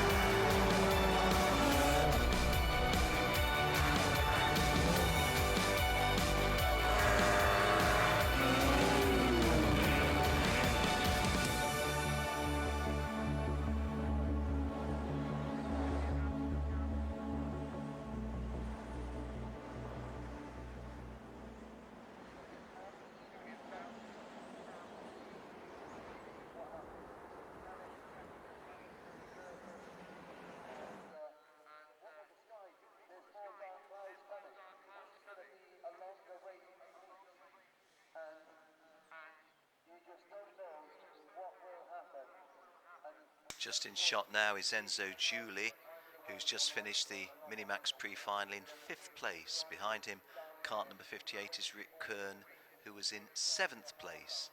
And behind him, kart number 65, was that, or 85? It's kart number 65, I think, which is James Wharton of Australia.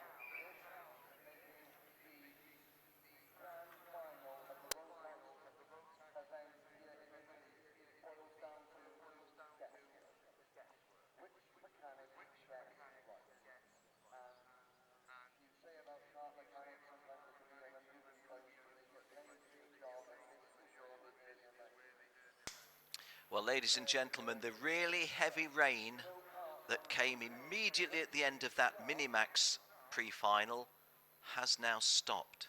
However, it was heavy enough to make the track very wet for a short time. Look at those threatening clouds at the top of your screen. Look to your left at Mount Vesuvius pulling in those rain clouds. And now I've just heard circuit commentator Henry Burdett saying there's chaos, pandemonium in the assembly area, with drivers in the junior pre-final A making he says it's a gamble. What do? Just bear to the right of our screen. You see a lot of the other, there is Henry with the red shirt and the microphone and the beautiful legs. You've never seen a man with more elegant legs than that, have you? Well, that's Henry Burdett, the circuit commentator, and I hear him saying that some of the drivers going on wet, some going on slicks, and let me tell you, look, people looking up, what's it going to do in the course of this 11-lap race? Well, there's a sting in the tail. It's not just a case of it'll be disappointing if you get this wrong. If you get it so wrong that you don't finish in the top 17, you don't race tomorrow. There's a B final, not a B final, pre-final. And I'm told that there's a 5 minutes delay. Our TV director, Andreas Holzleiner, just telling me that there's a 5 minute delay to the start. So that takes the pressure off the drivers a little bit. The point I was making was there's a pre-final B this afternoon, and the top 17 in the one coming up now with a 5 minute delay, and the one this afternoon, the top 17 will be the final. So if you're not in the top 17, you won't be starting tomorrow's final. Anxious moments. The rain has stopped now. The rain has stopped, but the track has gotten itself partly wet, partly dry. That's Ernie Salmon to the left, one of the scrutineers, Mr. Manfred Weisgeber, with a smile on his face, nodding his head, who was one of the two people with Helmut Volsgam. Oh, and when Henry says there's chaos and all sorts of babble of languages, Alexis Arajo with the blue Praga hat there, bottom of your screen, Mr. Paul Klassen, principal scrutineer, and even there's Anthony Abbas of Praga, of Sodikart, off-shot, gone away now.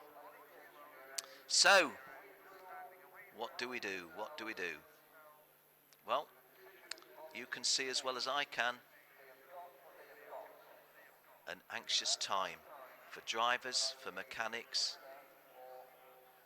for everybody connected with these drivers. It's the pre-final. It's going to determine starting positions tomorrow in the final, but it's not going to be determining starting positions in the final tomorrow for those that finish lower than 17th. 166 that I saw there in shot was kart Taimur Chauhan from the United Arab Emirates. Once again, I'll just call out a hi to our friends at Al Ain Raceway. I understand they take our coverage in the clubhouse there. If the lovely Gina is there, I say hi to Gina. Known Gina for a long, long time. And again, I'm hearing in my ear very useful information from our TV director, and that picture suggests it, doesn't it? The bulk of drivers are opting for slicks. The bulk of the drivers going for slicks. We had a race earlier on when I think 3 drivers gambled on slicks when the rest were on wets, and they actually gained an advantage in the last 3 laps, but the early part of the race had put them in a huge disadvantage, and the 3 drivers were all outside of the top 20. There's a wet. There's a rain tyre that we're looking on, kart number 121. 121 is Leroy Jagasa of the Netherlands, and he's going on wets. So there you are, wets, slicks. What would your choice be if you were here? You've had a dry track, then a heavy burst of rain for just 2 or 3 minutes, which has then stopped. So it is not raining, but it's not sunny, so the track's not drying as quickly as it might. What would you do? Oh, and there's, if you look in the middle of your screen, it doesn't look too bad. Look at the right. That's a threatening cloud, isn't it? And there is the mountain that's pulling in the clouds, Vesuvio. I'm hearing circuit commentator Henry Burdett saying 2 drivers on wets, and he thinks virtually all the others on slicks. Well, the people sitting in the grandstand, this is by the final turn. They are looking down our straight, home straight. Here's the wet tyre shots of Andrzej Dowiak. Andrzej Dowiak going on wets. Andrzej was going really well.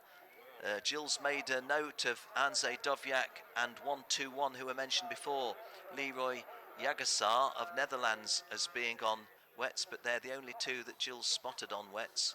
That's from our television pictures, which is limited.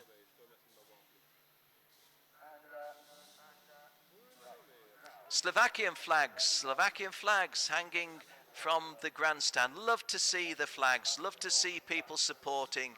I prefer to see nations being supported rather than individual teams. Maybe I'm just a little bit old-fashioned that way, but good to see those 2 Slovakian flags.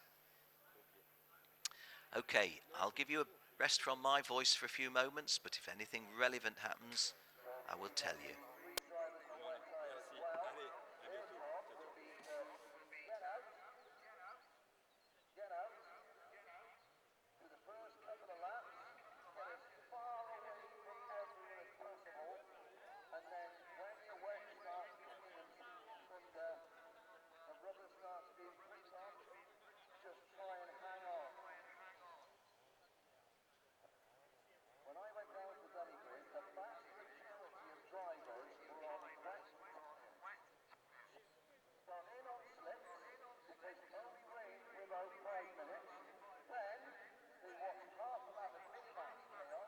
Circuit commentator Henry Burdett, whose commentary I can hear, is saying that when he first went down to the assembly area, most of the drivers, now you see kart 156, which is Matthias Lund of Denmark, on wets, very clearly so. Henry Burdett's the circuit commentator, saying that when he first went down to the assembly area, most of the drivers were on wets. Now he thought there were only 3 on wets, because the heavy rain came and stopped abruptly. The big bonus for us, of course, was it did not cause chaos at the end of the Minimax pre-final. Those youngsters on slicks, there's Jenny Wade in shot, or just to the left of centre.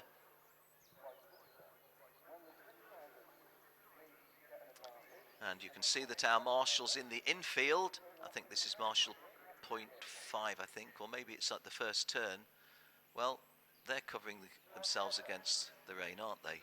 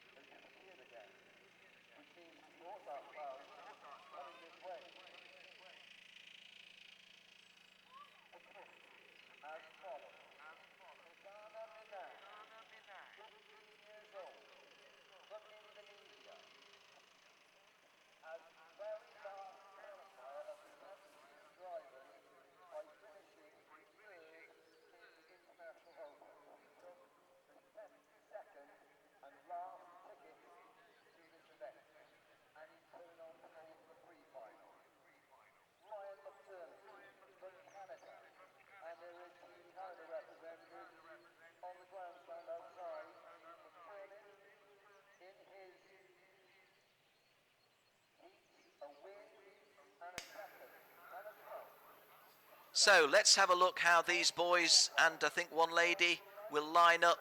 No, she was in the previous one, wasn't she? Perdana Minang is on pole position representing Indonesia. Let me tell you that he only got his ticket to this world final a couple of weeks ago in the RGMMC International Open at Adria here in Italy. He got the final ticket into this competition, and how he's taken advantage of it. He starts on pole position with Canadian Ryan McDermott, a double race winner here this weekend. Ollie Caldwell from Great Britain on row 2 will be carrying our kart cam. He's alongside Marco Settimo of Italy. There is a picture from the kart cam. Root Rapan and Matias Ramirez row 3, Matthias Pulka, Konstantin Kochev row 4, and the top 10 is completed on row 5 by Pavel Toborski and Zsombor Kovac. Hannes Marine and Arnze Dovjak on row 6, and Arnze Dovjak is on wet tyres. Taimur Chowan of the UAE on row 7 with Dylan Hollis, Lauri Lepa of Finland and Enzo Valente of France row 8. Tyres under Igor Lebov row 9, and Karl Rizek of Lebanon and Lucas Pettersson of the United Arab Emirates completing the top 20 on row 10. Lucas Pettersson was one of the guys who went on wets, went on slicks when everybody else was on wets and got it wrong in an earlier race, so he's gambling, not going to gamble again.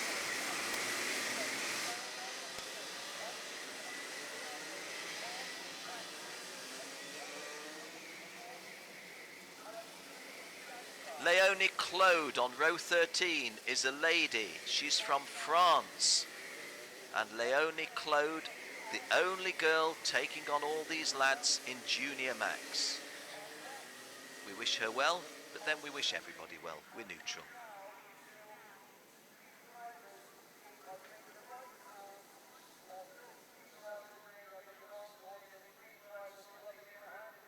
Good to see Chanjun Lee of Korea with us in a world final. Good to see a nation like Korea. And that is Ollie Caldwell getting close to poleman Perdana Minang. Perdana Minang from Indonesia, born I think in Malaysia, but definitely racing red. Oh, this looks a little quick, doesn't it?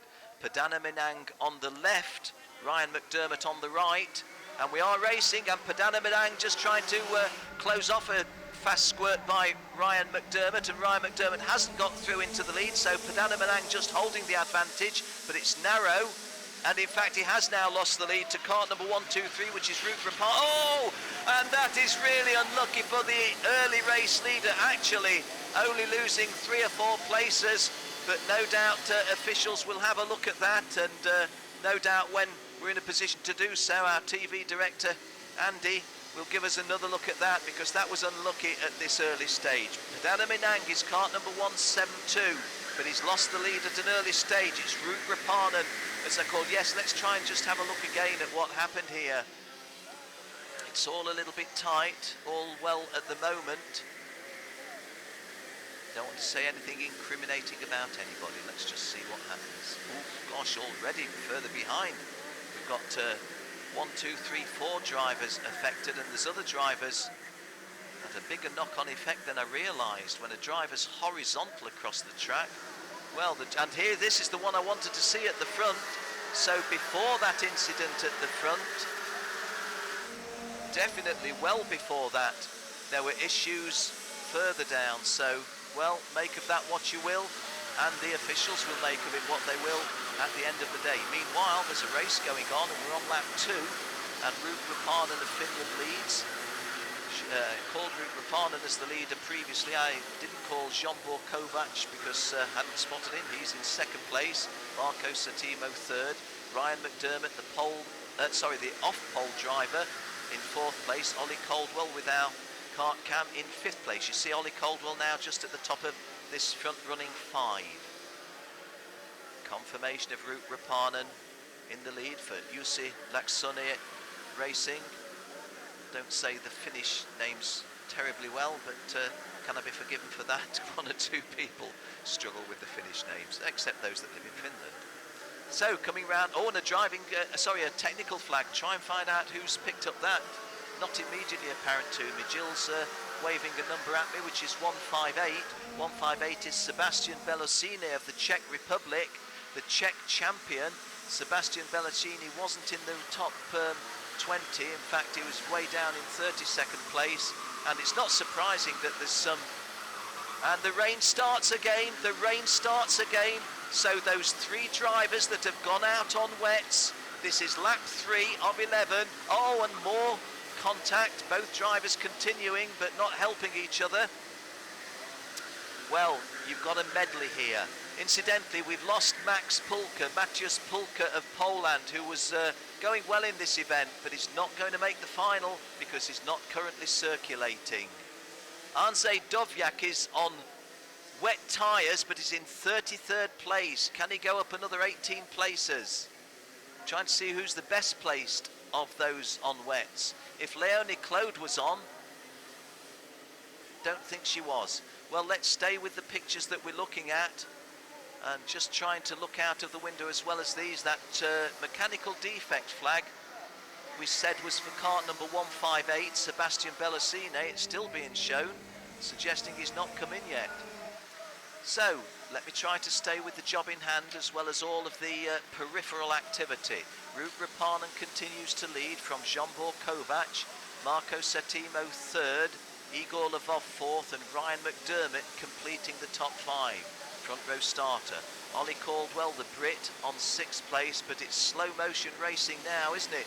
Well, here's Ollie Caldwell. This is what it looks like when you've got track in front of you and nobody else, but you've got rain on the greasy surface and even a little splash of rain on our camera lens. Good pictures these, hope you're enjoying them. I know we're not in the heart of the action, but you get an indication of the speed, don't you? Ollie running in 6th place. And the times, we've had a fastest time of 65 seconds. Now they're going to be over 70 seconds, some of these drivers. Well, Sebastian Belosoni, who was brought in on the technical flag, has come in. We didn't see that, so we don't think we shall see him in the final tomorrow. And would you believe it, stating the obvious, the slippery track flag, the red and yellow flag saying slippery surface, guys. I think most of the drivers could hold that slippery surface flag to the flag marshal. A difficult situation here. I'm not going to mock any of these guys, not in the slightest. It is not easy. You're on slick tyres, starting on a dry track, and the rain has come down again. And remember, if you're not in the top 17, you don't come out again in this competition. So there's a lot on this. Oh, so difficult. 171, that is 163. Marco Settimo moves up. Marco Settimo goes from 3rd to 2nd in that slow motion pass. We may even get a replay of the slow motion pass just to show you how difficult it is. But Jill's keeping an eye on the wet tyre drivers. The highest is 17th, Leroy Jagersar of Netherlands. So Leroy Jagersar has got himself into the final qualifying position on his wets. Andrzej Dovjak, who was 34th, is now 21st. So these wet tyres are working. And I can't just see who was the 3rd. As I'm looking there, we've had a bit of a spin, haven't we? Kart 169 was that. Well, my main duty really ought to be just to tell you what you're seeing on the circuit, but I'm trying to bring you the off-circuit action so you know what is happening. And those that have got the 3 drivers of the 36 that started on wets, it appears to me, are going to finish in the top 17. In 6th place, Leroy Jagersar. Leroy Jagersar from about 30th is up to 6th, and I would say a potential winner of the race. And have we got 11th place? That's Matthias Lunders, Andrzej Dovjak. I would think that the 6th place driver, Leroy Jagersar, has got a great chance of winning this race from 6th place because we're only just at the half race distance. 5.5 laps gone, 5.5 remaining, and you're on wet tyres when nobody else around you is, and there he is, there, the orange racing suit. There you see, to the left of your screen. Look for the 6th place driver in the orange racing suit of Team Netherlands. KART 121, there he is, bottom of your screen. 123 is 4th now. This 121 is a driver on wet tyres. It's Leroy Jagersar of the Netherlands, and I would expect him, there he goes up from 6th to 5th, or was it 5th to 4th? And although he's not going too quickly, he's got more grip by far than these slick-shod drivers. So to start lap 8, let me give you the overall call. Root Rapanen leads, Igor Lvov second, Jean-Borg Kovac third, Leroy Jagersar on wet tyres in 4th place and bidding to win from here. Marco Settimo 5th, Matthias Lund 6th, Ryan McDermott 7th, Arnze Dovjak in kart number 111 is in 8th place on wets. Ollie Caldwell with our kart cam is in 9th and Dylan Hollis in 10th. So 1-2-1. Leroy Jagersar, why are we concentrating on him? He's not the race leader, or wasn't when the last looked. He might be. Yes, he is leading. He is leading. Sorry, I called that incorrectly. One of only 3 drivers on wet tyres, getting himself in a situation where if he drives sensibly, as we predicted 2-3 laps ago, when I suggested that he could have won from 17th place. Well, when I called Andy, my TV producer, called in my ear that it started to rain and Leroy Jagersar moved up to 17th and the final qualifying place, I did suggest that he would qualify and even possibly win. Right now, you would say he's odds on for the victory. Coming round now to start lap 9, but a brave ride behind him by Root Rapanen. Well, Root Rapanen is shown on my screen in the lead. Let me have a look. Well, that's definitely, after lap 7, Root Rapanen being shown in the lead. So, there is Root Rapanen right at the top of the screen. So, Leroy wasn't in the lead when I first suggested he wasn't. I didn't know that Root Rapanen was so far in front on his own. 7 seconds to... In a sense, winning this is... not so relevant so much as getting safely home and getting into tomorrow's final, but starting tomorrow's final on pole would be handy. So only Jagersar in 2nd place of that top 6 on your screen is on wets. Now Dovjak in 7th place is on wets, and our 3rd wet shod guy was Matthias Lund. So Matthias Lund is in 2nd place. Sorry, I hadn't realised Matthias Lund was the other one. So there is Matthias Lund, the 2 drivers. Here we've got kart number 1, 2, 3, our race leader. Now these 2 are on wet tyres. This is Leroy Jagersar in 2nd place, Matthias Lund in 3rd place, and they're on wet tyres. And the very brave Root Rapanen, makes me almost wonder if Root Rapanen has got wets on, but he's certainly... Let's see the times. Roop has done 65 as his fastest, but he's just done 1:28.9. Leroy has done 1:23.0, and Matthias Lund 1:22.0. And you can see the rain on our screens. We've got, and there we go. Roop Rapanen's brave effort on the slicks is not going to win him the race, but hopefully for him, it's going to get him a decent start. Oh, guys, whatever you do, you don't want to take each other out or one take the other out when you've got yourselves the gamble to succeed as it has done. A race leader is Matthias Lund. In 2nd place is Leroy Jagersar. Oh, and you see the rain coming down now in absolutely atrocious conditions. This, the junior pre-final A. It's not going to be a case of fastest times. You finish in the top 17 in this one, and the top 17 in pre-final B this afternoon. And those 34 drivers will be the finalists tomorrow.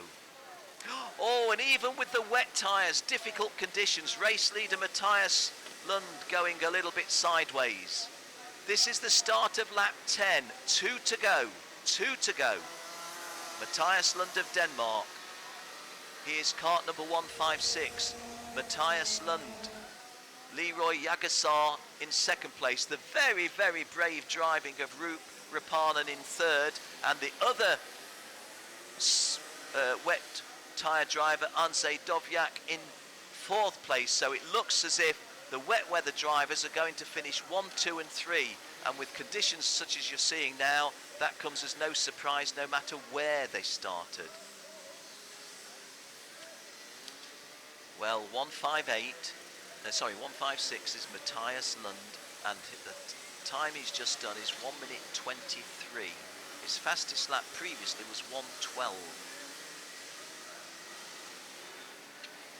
So everybody feeling the difficulties, including those who are shod on wet tyres.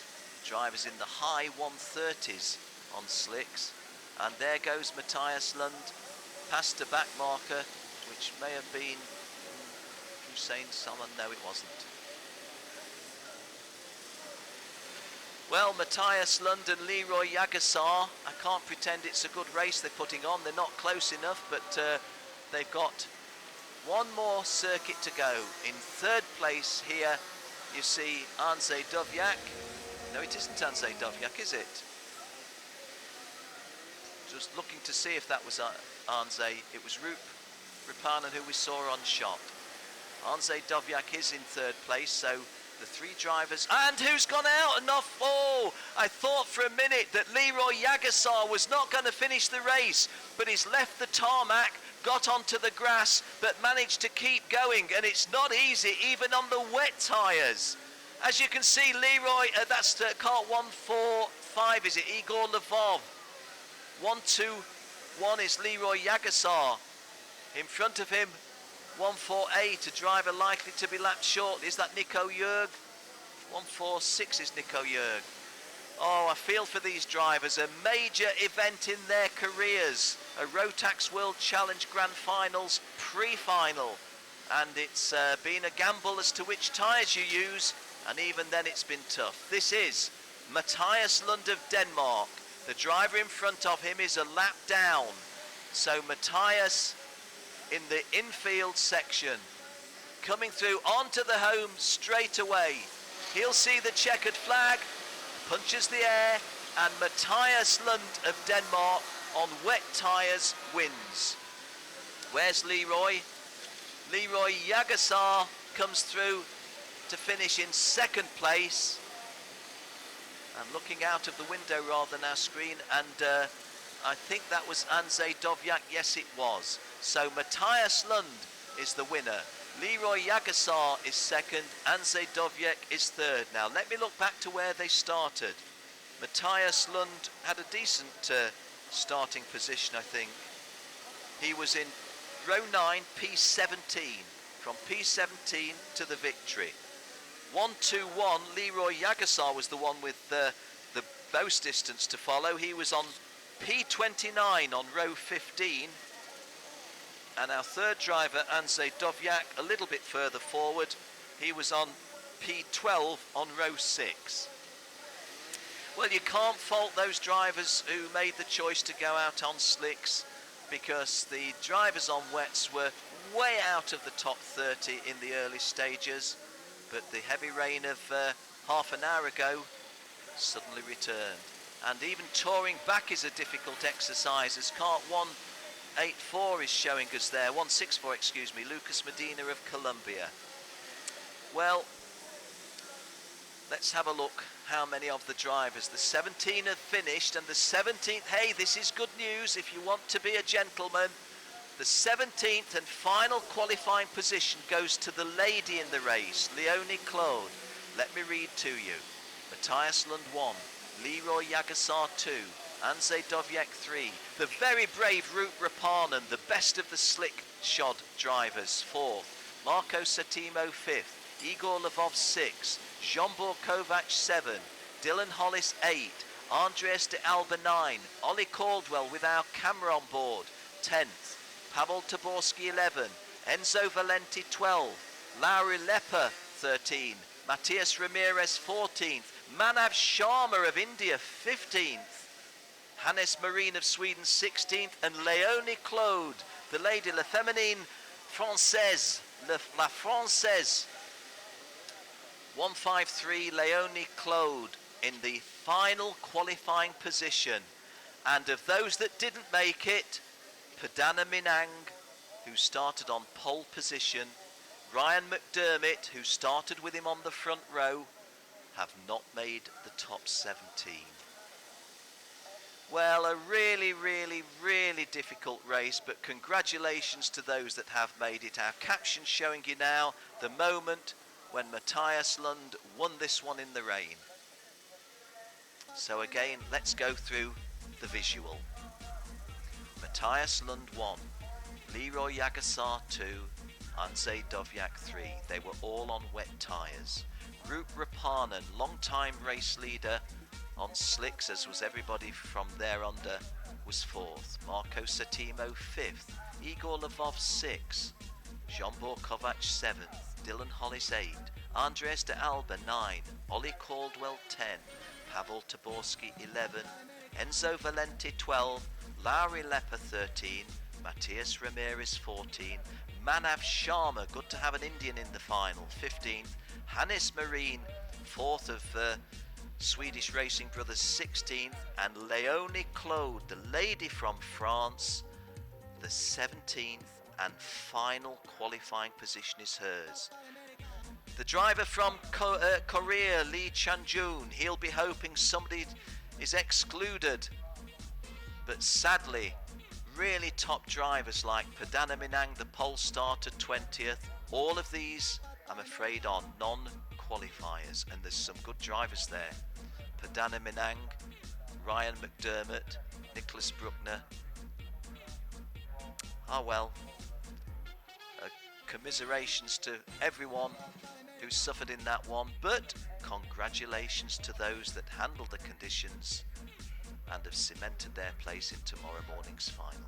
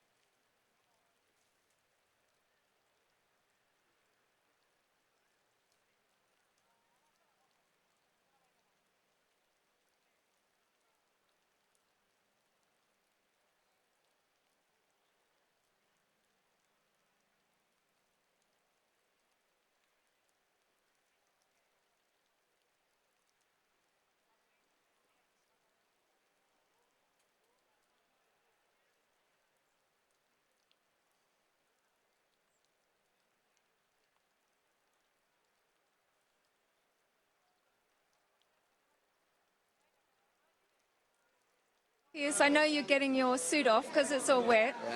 Tell us about the race conditions there. How was it? It's good. I like the rain. Yeah, tricky. Of course, you made the choice for the wet tyres. Only 3 drivers went on wet tyres. And at the beginning, were you thinking wrong decision? Yeah, I lost, so. Yeah. So in the beginning? It was not so good. I hope for rain. And it's You're hoping for rain tomorrow? Yeah. Yeah? Yes. Yeah, and then we are fast in rain. And yes. Okay, so all the way from Denmark, and you're on pole position at the moment. So we see you tomorrow. Yeah, thank you. Thank you.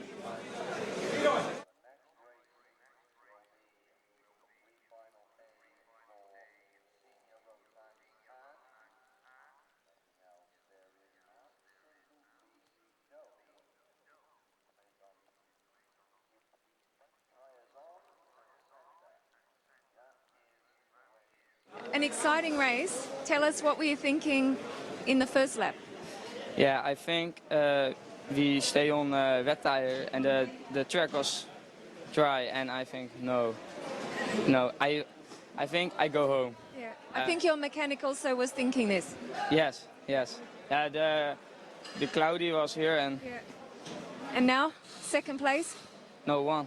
First place? Yes. It's forefront was down. Sorry, Yes. the bumper. So you took first? Yes. And? Pole position? Yes. Grand finals, you enjoying it? Yeah. The free practice and the service were not good. But yeah, the pre-final was good. Yes. Okay, well done. Good choice for the wet tyres. Thank you. Thank you.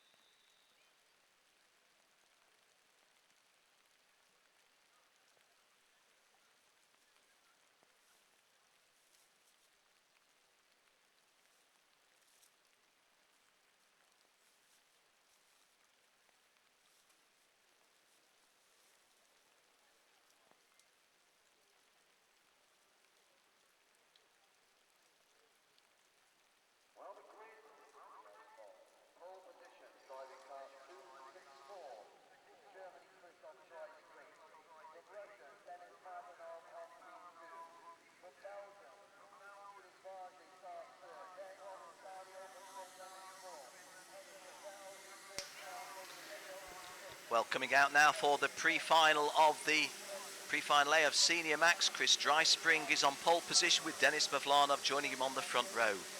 Felix Warsche and Robin Sario of Finland, row 2. Peter Betzel, Marco Di Leo, row 3. Josh Fife and Felix Kotick, row 4.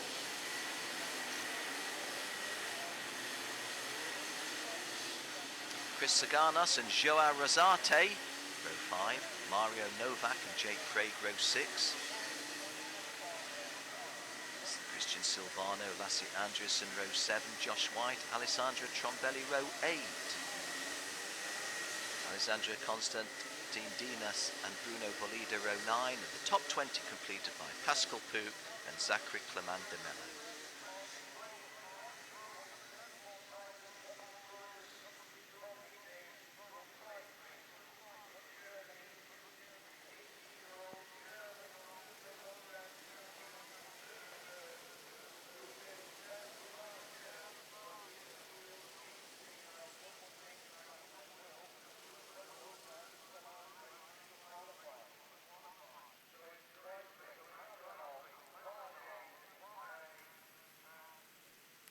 So 34 drivers starting this one.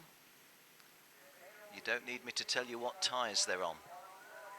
And it's still going to be difficult conditions because the rain is coming down heavily. You see the tyre debris, the rubber debris there.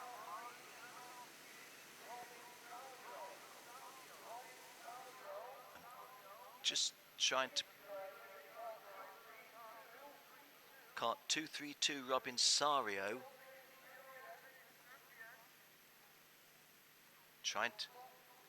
Trying to hear that he's a non-starter, I think. Robin Sario, I think. That's not official. I'm just thinking I've heard from what Henry, the circuit commentator, has said. Okay, Chris Dryspring on the left, Denis Mavlanov on the right, and we're racing, and Chris Dryspring getting into the lead. Oh, a little bit sideways, one or two drivers there, but everybody, it would seem, in the top dozen are safely through the first turn. In fact, gosh, just look at that. If you're a driver outside of the front runners, it's going to be very difficult for a visual, isn't it? And one or two drivers at the front are not finding it easier either. So immediately a driver losing a position there that was a handy one. I think that was a driver in the top 4. Well, really going to be struggling to tell you who's where on this one, but believe me, I'll do my best for you. 264 is Chris Dryspring. He was the leader when I last looked.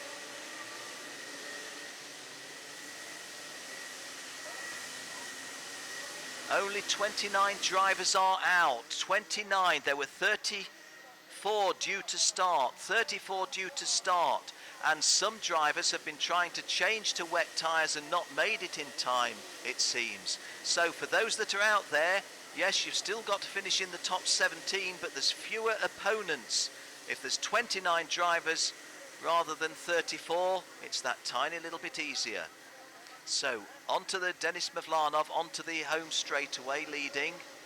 He was in the off-pole position, goes through in the lead. Chris Dryspring putting the pressure on him to some degree. These front two are well clear of the rest. I'm not going to look at the people behind them at the moment, because is there a potential move coming up? Trying to see who the driver was towards the front, and Chris Dryspring not got the speed to go past the Russian driver there, Denis Mavlanov.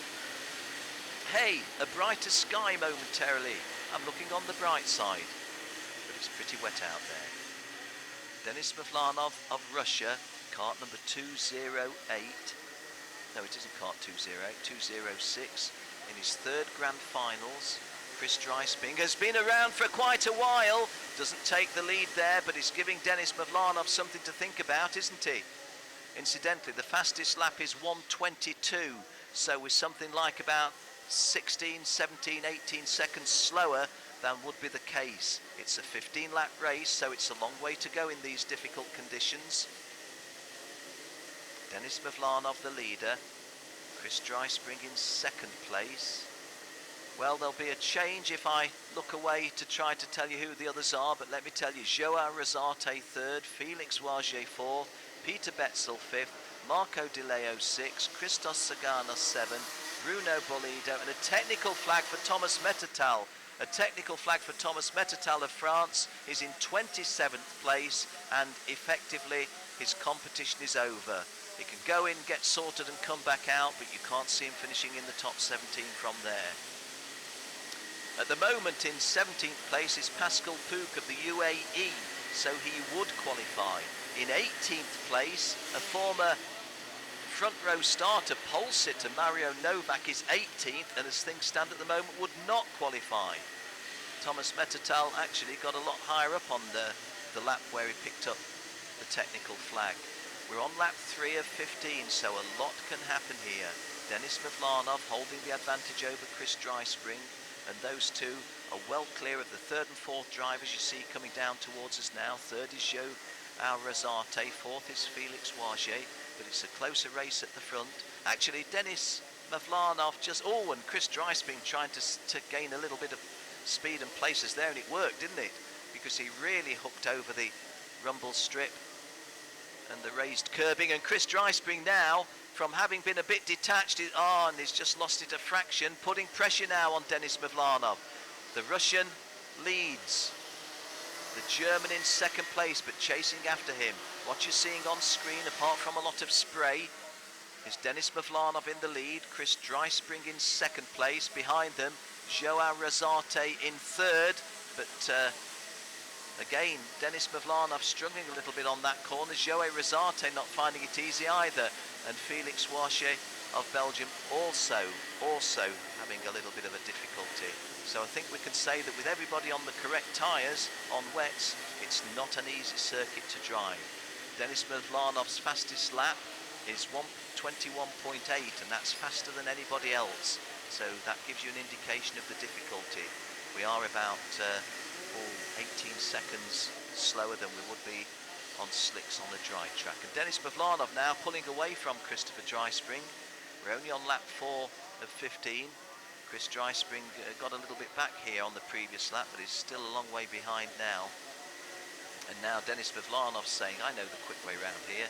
It's over that curve. Well, just look at those conditions. I don't need to tell you anything about what it's like to handle, though Chris Dryspring there measured the width of the track perfectly. Coming down to set off on lap 5 of 15.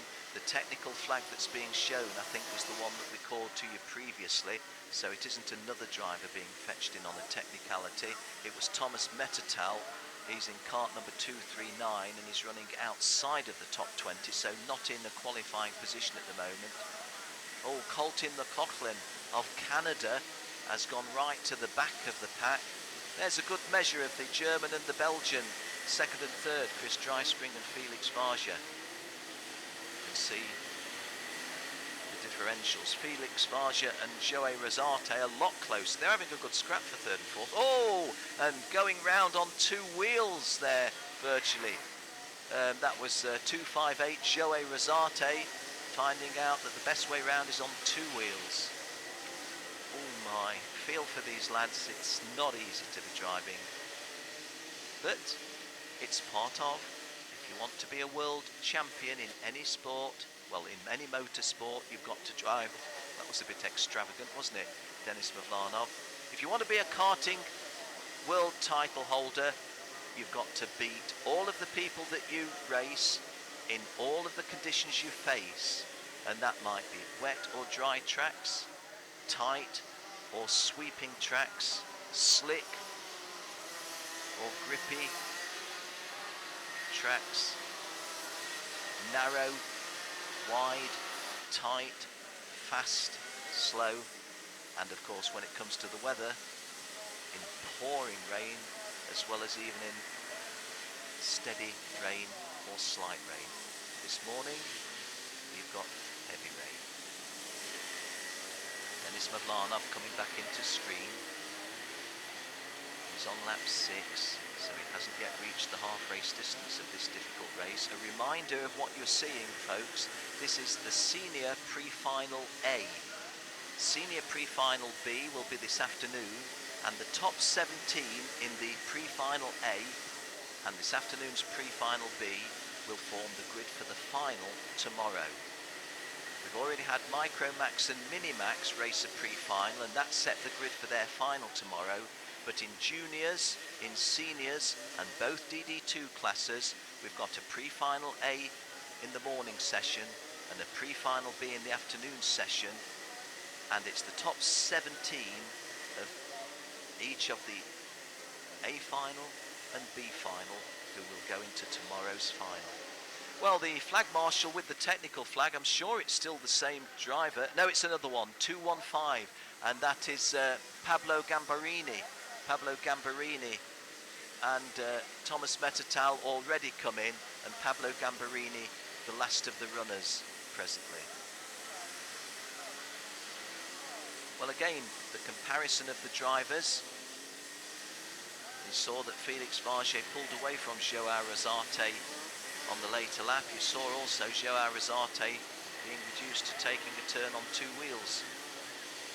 1.254 inch shot there is a nice shot. Sorry, 264. Chris Dreispring in second place. 254 is Peter Betzel, but he's a little bit further back in fifth place. So we're still not at the half race distance yet. Plenty still to be raced for, but rather than what's to be raced for is not making a mistake of driver concentration and driver execution. Absolutely crucial. Applies, of course, in all races, in all conditions. Denis Mavlanov's lead over Chris Dreispring. It looks very narrow at 0.96, but of course in the wet, in the slower race, it actually makes for a bigger margin. This is the start of lap 8. That margin, which was 0.96, is now 1.39. So Denis Mavlanov pulling away a little bit from Chris Dreispring. So into the second half, or towards the half race distance rather than into the second half of the race. Just coming up to 7.5 laps. Not quite at the half lap distance. In the background, I'm trying to give crumbs of comfort out. A brighter sky, you can see. Denis Mavlanov's lead, very comfortable. Chris Dreispring still second. Felix Varga still third. Joao Rosate fourth. Peter Betzel fifth. Jack McCarthy is in his best place in the whole of the weekend in 6th. Marco Di Leo 7th. Hugh Ibanez 8th. Christos Saganes 9th. Josh White completing the top 10. Side of the top 10, Alessandro Trombelli 11th. Jake Craig 12th. Zach Clemandamello 13th. Pascal Puig of the United Arab Emirates 14th, Bruno Bollido of Portugal 15th, Mario Novak of Austria now 16th, and Paul Fourqueman of France 17th, and they are the drivers in qualifying places as we are presently. The race has already been 11 minutes in the running, and we're only just past halfway. Denis Mavlanov still holding a comfortable advantage. Well, I'm not going to say comfortable advantage. He's holding an advantage over Chris Dryspring. Well, again, crumbs of comfort, folks. Silver lining to every cloud. It does appear that whilst it is still raining, it's not raining with the venom that it was moments ago. Yeah, the half race distance then. The standings. Denis Mavlanov with 1.7 of a lead over Chris Dryspring, Felix Varget a lot further back, Joey Rizarte, and those numbers telling you how well spread they are. The closest positions are 1 and 2, well, maybe 5 and 6 there as well.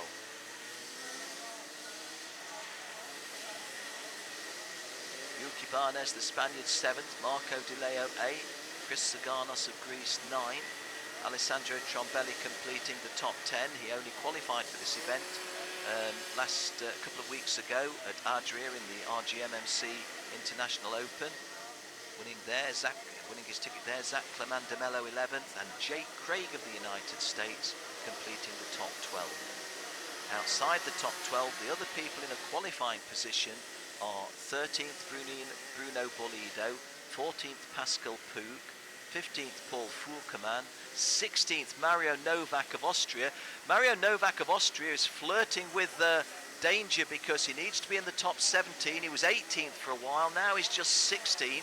The guy right on the cusp is Pierre Runic. In fact, Pierre Runic has gone past Mario Novak, so Pierre Runic from Bosnia-Herzegovina is now in 16th place. Mario Novak of Austria, who has been a race winner here and a pole sitter, is in the 17th and final qualifying place as we speak.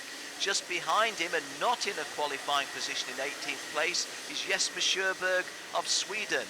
Behind him, Kai van Barlo of Netherlands, and in top 20, 20th place, Lasse Andreasen of Denmark. We're on lap 10 of 15.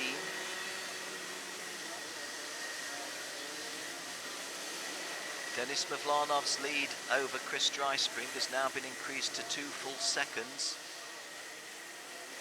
And KART-255, look, oh guys, 205 and 255, just trying to tell you who they were. 255 is Paul Fourqueman, and 205 is Jake Craig, and they're running in 13th and 14th positions, or 14th and 15th possibly. Pascal Puig may have gone past Jake Craig. So that little wheel bump that you saw is really in the danger zone, running 14th and 15th. So 2/3 race distance has been reached and passed.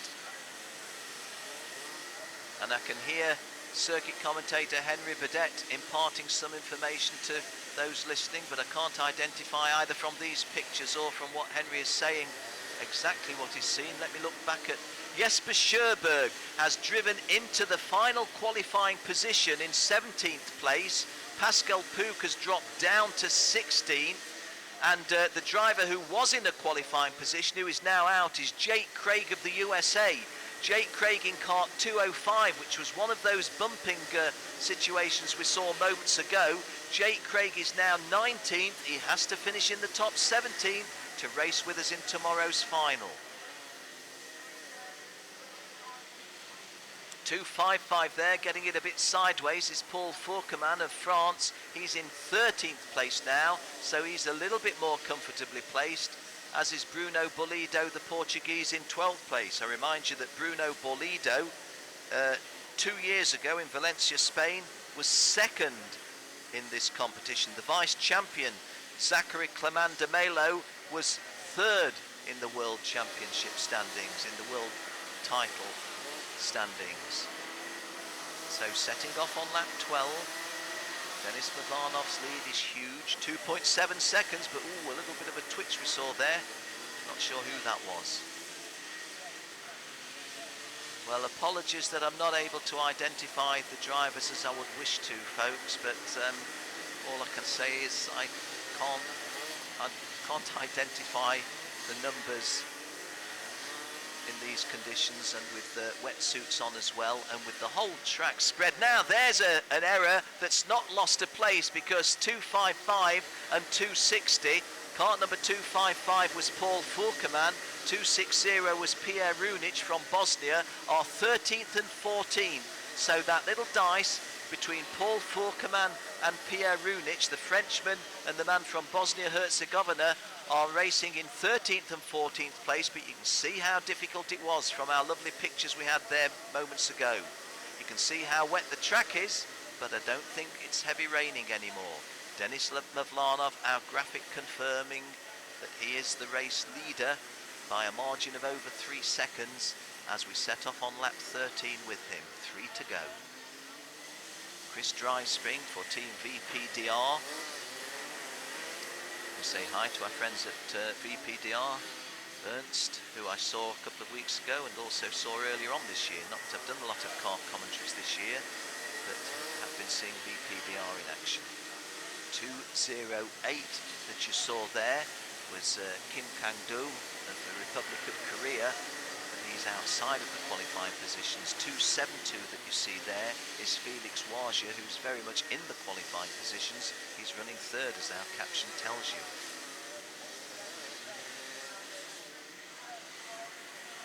Well, in 17th place at the moment is still Jesper Sjöberg of Sweden. 16th, Pascal Pook of the UAE. 15th, Mario Novak of Austria.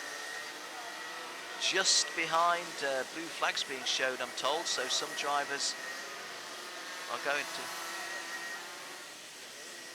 going to be brought in on the blue flags. Just trying to look who they might be. Not easy to see. Maximilian Englert, I think, will perhaps be one of them. I think he's from Chile. And Kim Kang-do, possibly from Korea, who we saw moments ago. On the penultimate lap, our race leader, as Denis Mavlanov continues in this comfortable lead. The driver that we're seeing at the moment is 2:06 Denis Mavlanov. 2:64 behind him was Chris Dryspring. Chris Dryspring perhaps getting a bit closer now. But it's not the time for any histrionics now. That was a back marker getting off the racing line. Well done, sir. Well done to you. So, Denis Mavlanov in shot. Still got a full lap to go, but Chris Dryspring, I know that our television pictures sometimes foreshorten the true distance, but I do think that Chris Dryspring is a little closer to Denis Mavlanov, but nothing that Denis needs to do other than drive safely to bring this kart round. There's the indication, 2.84 it was, now a lot less, 2.24. But the good news for Denis is it's the last lap. You see him coming down towards you now. Chris Dryspring still racing though, dipping his head in second place, and Felix Waja dipping his head in third place. So these guys doing one. Denis Mavlanov going very, very wide there, but not under any kind of pressure, it would seem. Felix Waja setting a fastest lap, 1:20, 1:20.8.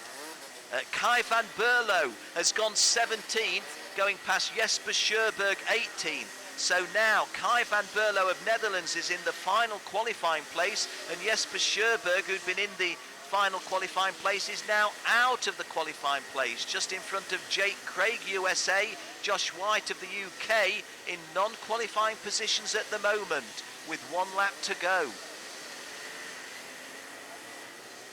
Denis Mavlanov, unless he does something crazy, will not be caught by Chris Dryspring. Chris Dryspring is being caught by Felix Waja, but Felix Waja will not be able to get close enough to take him on board for a challenge, and wouldn't need to. So, the checkered flag for the long-time race leader Denis Mavlanov of Russia wins it. In second place, Christopher Dryspring of Germany. Third place, Felix Waja of Belgium. And Jack McCarthy, a long distance fourth, but a qualifier. Well done to Denis Mavlanov, as our caption shows. Well done to Chris Dryspring in a safe second place. Well done to Felix Varget. Jack McCarthy from the UK was fourth. Hugh Ibanez of Spain was fifth. Joao Rosate of Brazil sixth. Peter Betzel of the Czech Republic seventh. Marco Di Leo of Canada eighth. Alessandro Trombelli of Italy ninth. Only qualified a couple of weeks ago for this event and he's made the final. Christos Saganas of Greece completing the top 10, all qualified. Zach Clemandamello, a former world number 3, qualifies in 11th. Bruno Bolido, a former world number 2, qualifies in 12th. Paul Fourqueman of France qualifies in 13th. Pierre Runic of Bosnia-Herzegovina qualifies in 14th. Pascal Pouk of the United Arab Emirates qualifies in 15th. 16th place, Kai van Berlo of the Netherlands qualifies in 16th. 17th, Jake Craig just squeezes in as he went past, let me see, Jesper Sjöberg, who was 17th. No, he was 18th, Jesper. Jake Craig, somebody having a... It was Mario Novak of Austria, who having got into the qualifying positions, slipped out. And that was a pole sitter in earlier events and a race winner in early events. My oh my, the different circumstances that kart racing can produce. Well, a difficult race for me to call, may have been difficult for you to watch online, but what you did see, I hope you enjoyed, and I hope you were rooting. Slovakian flags there getting waved. Well done, the Slovakians.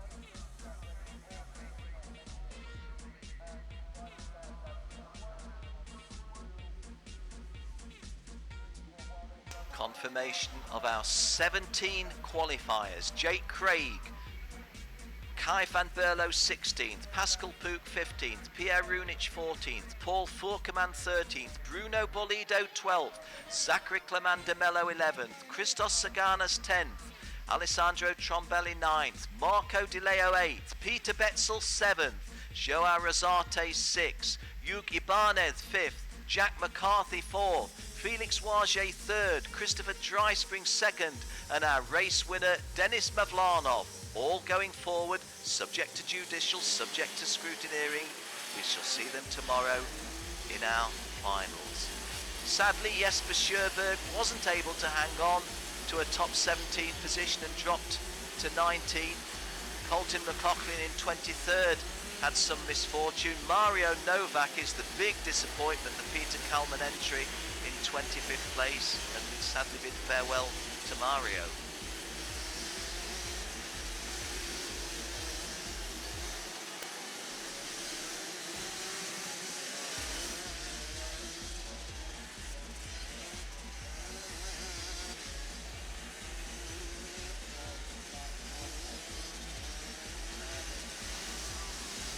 Well, we try to move quickly because we are behind time now, and the pre-final A for the DD2 Masters sees the very impressive Fernando Guzzi and Luis Schiavo on the front row, both race winners so far this weekend.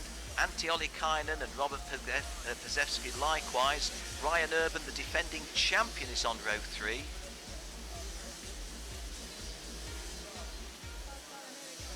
Top 10 completed by Slavomir Moransky and Carlos Medina. Sorry, the top 10, did I say top 20? The top 10.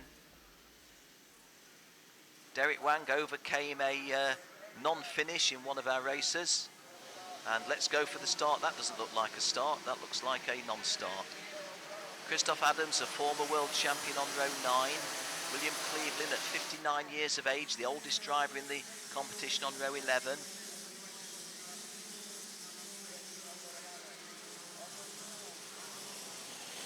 Raymond Ho from China, starting his races last in the heats, but has made himself a decent start here, decent starting position, excuse me.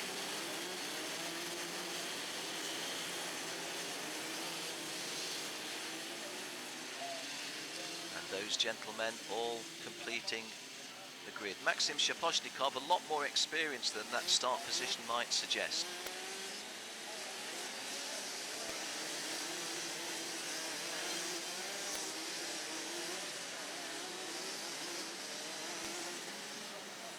So, Fernando Guzzi on pole position, Luis Schiavo joining him on the front row.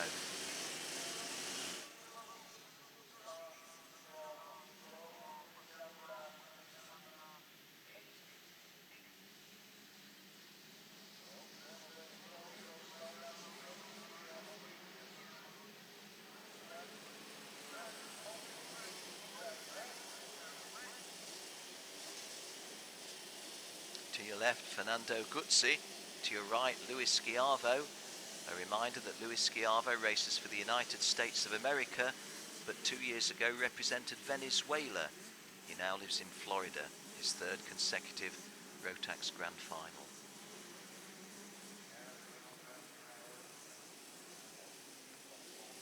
No longer raining hard, but still very wet.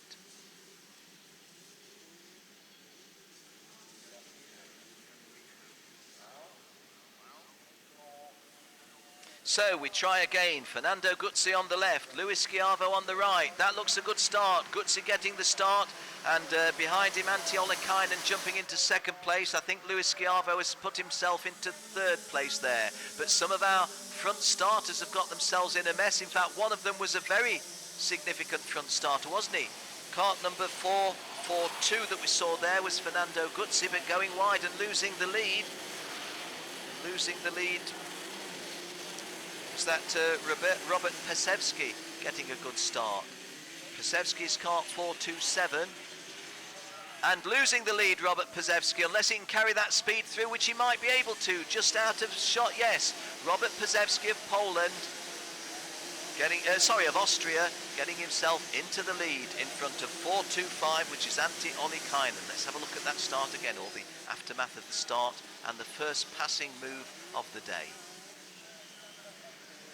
Robert Pesevsky at the moment is in third place. The two guys in front are well in front of him, but the race leader going on a terribly wide course, missing the turn completely. Pesevsky just inside of kart number 425, Antti Ollikainen, but a faster exit. 449, Slavomir Moransky did I see, 446, Luis Schiavo we saw. Confirmation that it's the Europeans that are leading this one. In the previous races yesterday, the Europeans did not shine at all, but they are, well, not shining in the pouring rain. They're just showing that we're used to heavier rain, perhaps. Antti Ollikainen now into the lead. New leader as of about three-quarters of a lap ago. Robert Pesevsky in the red race suit in second, being challenged now by Luis Schiavo. So, Ollikainen there you see in the lead, Pesevsky second and Schiavo in third place, trying to put the pressure on for a move into second place. Antti Ollikainen back home is a politician, would you believe? He's the first driver in international karting that I've known who is a politician back home. He's the chairman of his local council. Just behind that front running three, behind Luis Schiavo, is Jari Koivisto, making it two Finns in the top four, and Primož Matelic of Slovakia.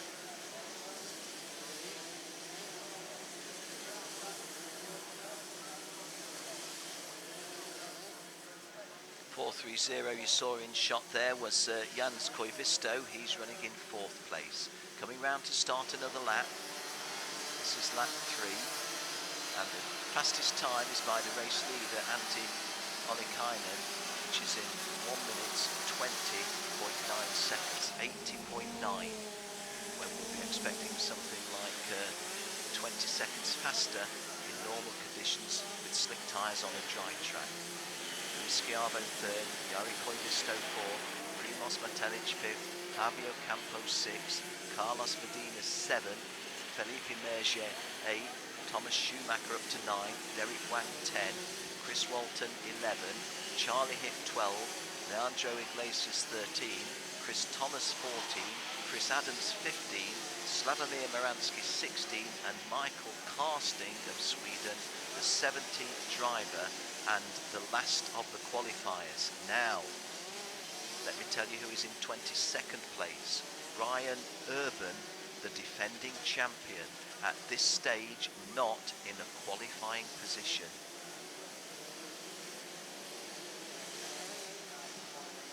4.25 in the lead is Antti Ollikainen. This lead was very nearly a full second. It was 0.9 of a second on the previous lap, 0.939. That looks longer this time. 1.7, almost double the lead in terms of time. And the day, as you can see, just getting a little bit brighter, but the track still very, very wet. It's not windy, it's not breezy here, and there's no sunshine, so it's only the kart wheels that are able to be drying the track, and that's going to take a lot of doing. However, the race is taking about 20 plus minutes, giving it a floor, and again a three-wheel turn there. See a couple of three-wheel turns previously, and even a two-wheel turn. 4.27 in second place is Robert Pasevsky, so the Europeans 1 and 2, which I certainly wasn't saying. I think we had just 2 Europeans in the top 10. These two top Europeans in the top 10.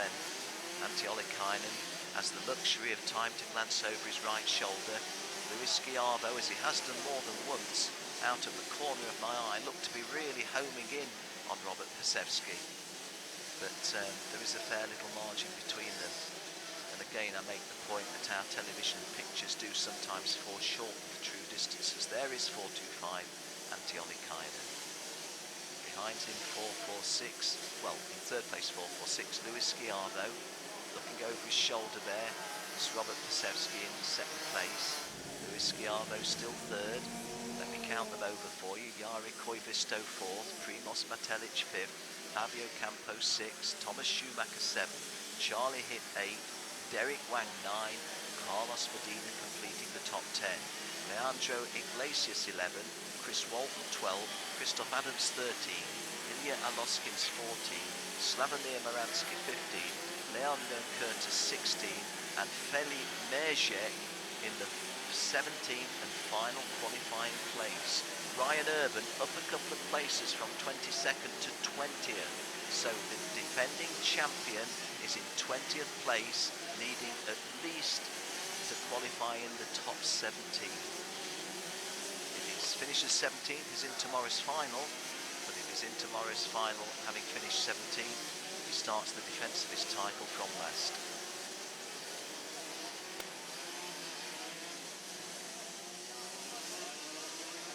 Okay, let's just take a break from my commentary for a moment. Something interesting to hear.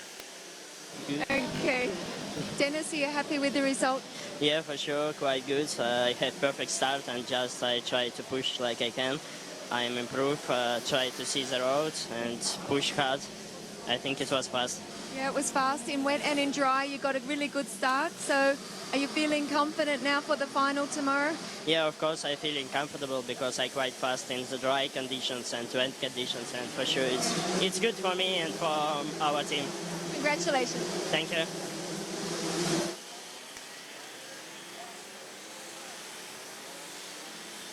Well, let me tell you that while you're away, Thomas Schumacher has moved into 4th place, and Thomas Schumacher started in the 23rd place on row 12. So while drivers are struggling on this track, Thomas Schumacher, who set a fast lap of 1:20.1, has moved up from 23rd at the start to 4th. And Thomas Schumacher, the driver, setting the fastest of all laps so far. So is he a potential race winner? He's a long way behind the front-running 3, but of course the long way behind the front-running 3 means there's a lot of empty track in front of him, and if he's going quicker, as things currently stand, Antti Ollikainen leads from Robert Pasevsky as Antti starts off on lap 7. Robert Pasevsky second now. Coming over the track, over the start-finish line in 4th place, Thomas Schumacher is in kart 467, and he's the fastest driver of them all at the moment, our caption confirming. Primoz Matelic 5th, Javier Campo in 6th place. Fastest lap confirmed at 1 minute 19.32. This is the first lap since the rains came that's under 80 seconds. 79.32. Thomas Schumacher quicker than everybody else in the race, and he's in kart 467. You saw kart 487 there, I think. No, it was 467. That was Thomas. Thank you to Andy Holzleitner, our TV director, getting the pictures just right. And as you can see, there's not a dry line on the circuit, but there's a slightly drier line. And Thomas Schumacher exploiting that. Now, those numbers are looking significant, aren't they? Lap 4, a margin of 8.3. Lap 5, a margin of 7.7. Lap 6, a margin of 6.5. So Thomas Schumacher in 4th place is taking over a second off race leader Antti Ollikainen on each lap. And there are, well, we're just about half race distance. There are 7.5 laps remaining. So, interesting situation. And there is a move which was that Posevsky and Schiavo. No, Schumacher and Schiavo. Yes, it was. So Schumacher, the driver on a charge, going into 3rd place, kart 446. Luis Schiavo, is that? Yes, it is Luis Schiavo, been overtaken. So Luis Schiavo now relegated to 4th place behind Thomas Schumacher, who's now going to set off after Robert Posevsky. There you saw him just passing top of your screen in red. 427, Robert Posevsky here coming towards us. Oh, and really aggressive driving by Thomas Schumacher, isn't this? Thomas Schumacher clearly feels confident in the handling of this. So, yes, let's have a look. Get ready for the graphics. Antti Ollikainen's lead of 6 seconds over Thomas Schumacher. Let's count it down now. Here comes Antti. He was 6 seconds clear previously. 2nd place, Posevsky. And Antti Ollikainen, as he has been doing on every lap in the past 5 or 6 laps, is taking a full second off the race leader, Antti Ollikainen. So Thomas Schumacher's mindset is, you know, I could win this race, not just qualify for the final, I could win this and start on pole position in tomorrow's final. And that's clearly the goal of Thomas Schumacher. Here we go again with kart 467. There is the move. Does it get executed? Yes, it does. Robert Posevsky, though, comes back on him. Robert Posevsky saying, no, you're not going to do it that easy. I know you're on a charge, Thomas, but I'm a pretty good driver too. So now the German has got past, and so just one more driver to pass, and we've got enough laps remaining. 6 laps remaining to do this, including the one they're on. 5 full laps, no, 6 full laps remaining. So Thomas Schumacher in 2nd place. Really, let's do that analysis again. 5.55 it was. Oh, and no, that's not a blue. That's not a blue. Oh, it's for the driver behind. Let's have a look now at Antti Ollikainen's margin. 0.3 points, taken 2 seconds on that lap. Thomas Schumacher, in passing someone else, has taken 2 seconds. Antti Ollikainen must have been sitting at the front thinking, so long as I don't do anything silly, I've got this race won. It may not be as easy as that. It may not be. Just taking my eye off the screen for a minute to tell you that the 17th place is held by Michael Karsting of Sweden, and he's the last of the qualifying position drivers. Ryan Urban, the world #1, is in 13th place now, as our caption to the left shows you. So Ryan Urban, who was 22nd, as I noticed at one point, and well out of contention for a qualifying place, has driven himself into a qualifying place, albeit he's not going to be having the best of start positions in the final. Pre-final A for DD2 Masters, pre-final B will be this afternoon. Well, what's the margin going to be this time? We're setting up the graphic to see. Thomas Schumacher, of course, the significance of it now is that Antti Ollikainen is the only driver in front of Thomas Schumacher. It was 3.5. It's 0.4 of a second quicker, so Antti Ollikainen, if he held this margin and lost 0.4 of a second on each lap, would still win the race. But it'd be an interesting finish, won't it? Kart 425 that you see there is Antti Ollikainen, the politician from Finland. Behind him, Thomas Schumacher, Kart 467. Thomas Schumacher, 20 years out of racing. Thomas Schumacher finished racing when he was 16, then started again when he was 36. Kart number 467. Antti Ollikainen still got the advantage. Thomas Schumacher is 45 years old, was in the grand finals in 2012, 2013 as well as here. He's interested in music as well as karting. Married to Lena with 2 children, Moritz and Lisa.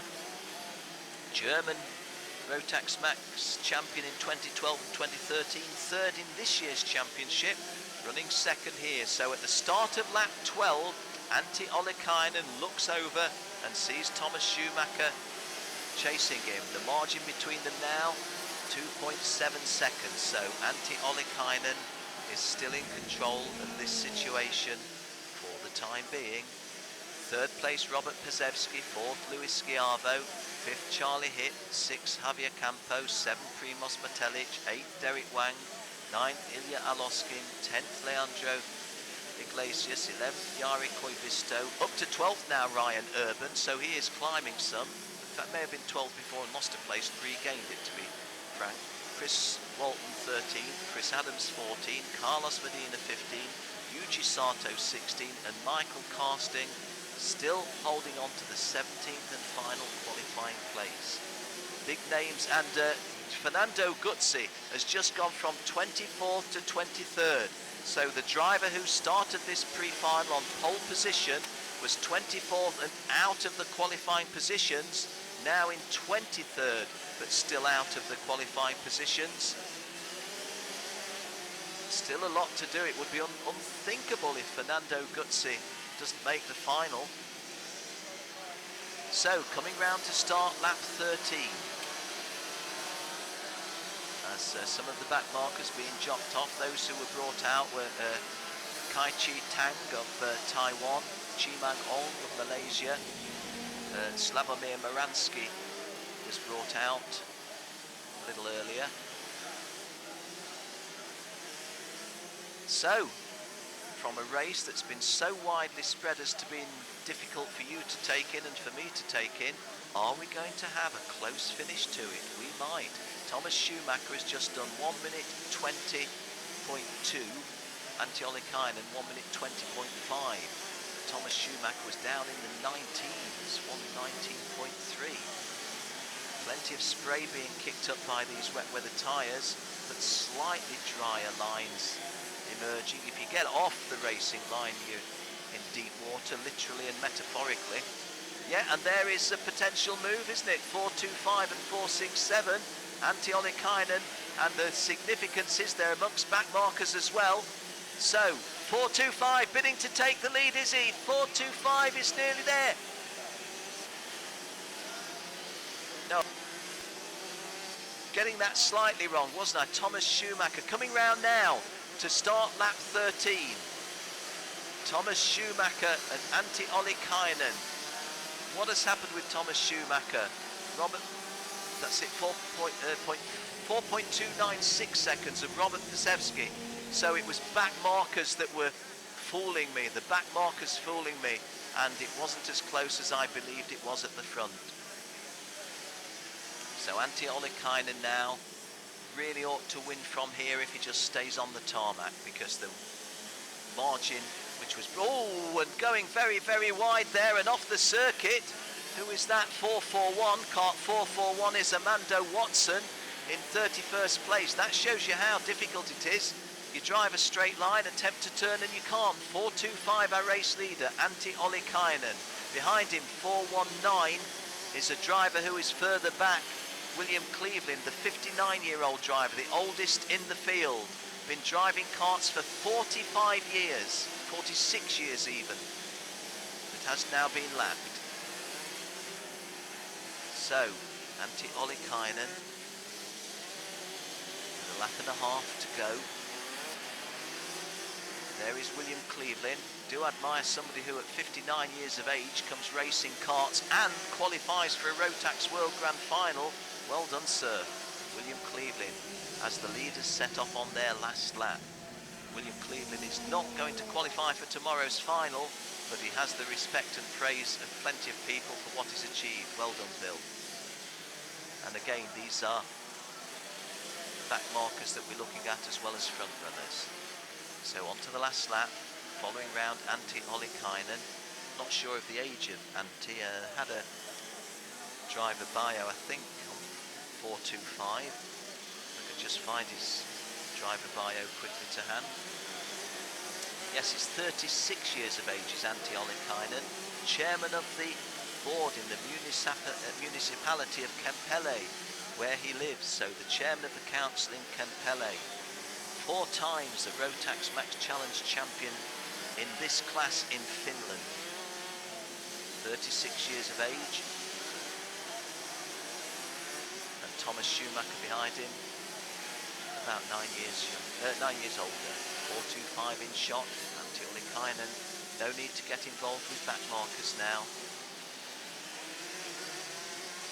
Just sweeping round, and that is lap 15. Is that for Antti Ollikainen? Antti Ollikainen wins it. Just thought that the checkered flag went out a fraction late, but Antti Ollikainen has completed. It was a back marker that I was looking at initially. Antti Ollikainen wins it by just 2 seconds from Thomas Schumacher in second place, Robert Pesevsky in third, Luis Schiavo 4, Charlie Hipp in 5th, Javier Campos 6, Ilya Aloskin 7th, Derek Wang 8th, Primoz Matelic 9th, and the defending champion gets himself into the top 10 at number 10. Ryan Urban finishes 10th and qualifies for tomorrow's final. Albeit he's got work to do in tomorrow's final. Leandro Iglesias 11, Chris Walton 12, Jari Koivisto 13, Christoph Adams, a former world champion, 14, Yuji Sato 15, Leon Nernkotter 16, Carlos Medina 17, and the Mexican Carlos Medina takes the 17th and final qualifying place. The really unlucky guys, Mikael Karsting of Sweden 18th, oh how close is that? Marcos Rubin of Brazil, oh Marcos, you were 19th, you needed to be 17th. 20th Feli Merger, and the big news from here on the negative side, Fernando Guzzi, race winner, pole sitter in this race, has finished 22nd and has not qualified for tomorrow's final. So one of the top favourites, one of my tips to go really well right through to the final, as indeed he was doing until the start of this race. Fernando Guzzi will not win tomorrow's final, he won't start it.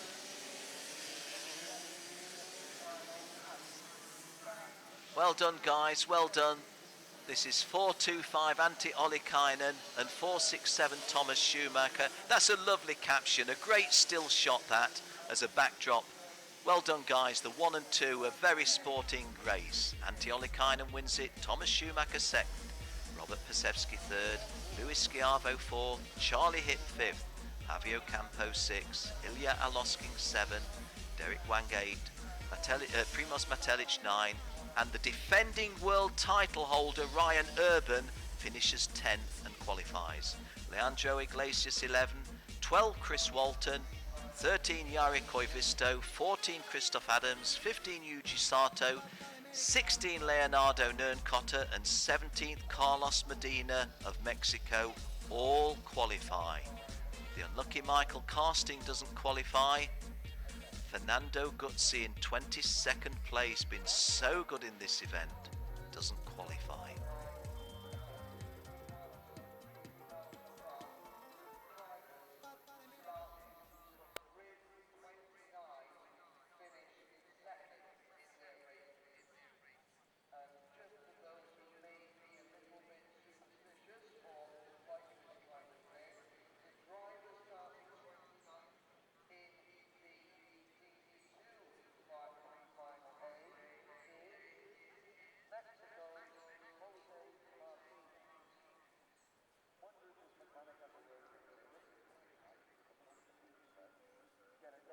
Now, Thomas, from P23 on the grid. Yes, on P23 on the grid. 2 seconds, yeah, but I only heard it here in the park for me because I was pushing all the time and I don't know at which position I am. So my hope was that I can reach number 17, yeah. So I'm second, that's a great position and that's good luck for tomorrow. Of course, today the weather wasn't so easy, was it, to make the choice? And then suddenly it was raining. Yeah, that's my conditions, yeah.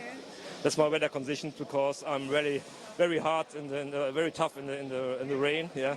And so I was hoping all the time, let it rain, yeah. And unfortunately, it went too good, yeah. It was a great result for Germany, for you, and second place is fantastic in the A final. I'm more than happy. Yeah. Thanks a lot. Congratulations. Yeah, thank you very much.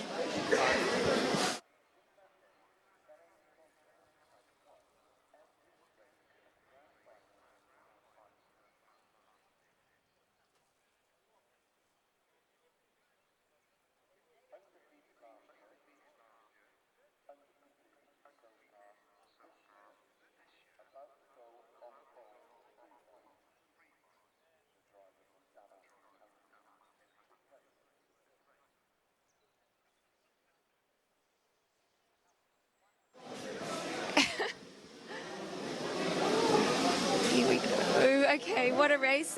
Nice and wet for you, but no problem, huh? No, any problem. The start was good, and then I get a little bit gap, and it was quite safe to drive. Yeah. Tell me, in that condition, you overtook a few people. Could you see what was happening there? I only see that when we go to straight into here, maybe they brake a little bit too late, so they go too far, and then I go the best of them. Okay, now tomorrow, dry conditions. Is it a big change in the setup? Yesterday you were also fast. Maybe we don't change so much. I think we have good setup also to dry conditions. Okay, now I know you've been here before. Are you nervous at all when it comes to the finals? No, I think so. I'm quite confident. Yeah. Okay, we're going to wish you luck. Congratulations, and it was a great race. Thank you. Thank you.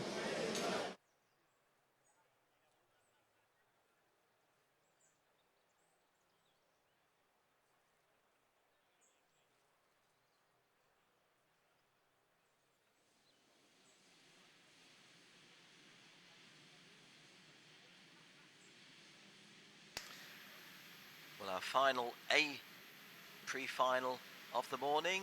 Coming up next, this is the DD2 category, pre-final A, and we shall be seeing a defending champion starting on pole position, Ferenc Kanksar.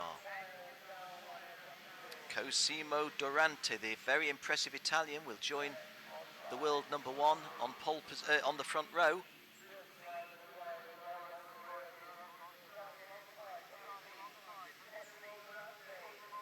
Now, caption confirms then, Ferenc Kanksar, defending his world title, starts on pole with Italian driver Durante Cosimo joining him.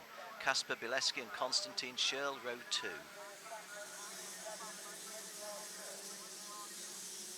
Luca Munaretto of South Africa and Andreas Bachmann, the world number 2 at this level, are on row 3. Best of the ladies, Fabian Lance of South Africa joins fellow South African Justin Allison on row 4. Oriol Dalmau of Spain on row 5 is a former world number 3 in New Orleans in 2013.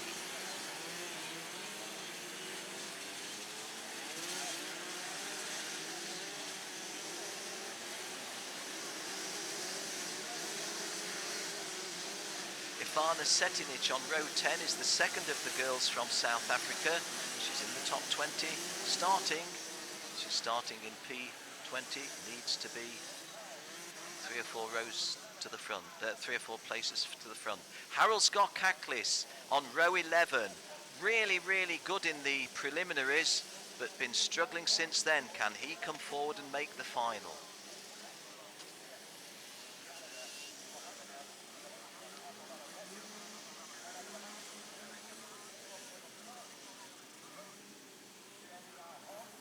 Jeff Kingsley on row 15 is carrying our kart cam, so Jeff's got a lot of work to do, starting where he does in P30.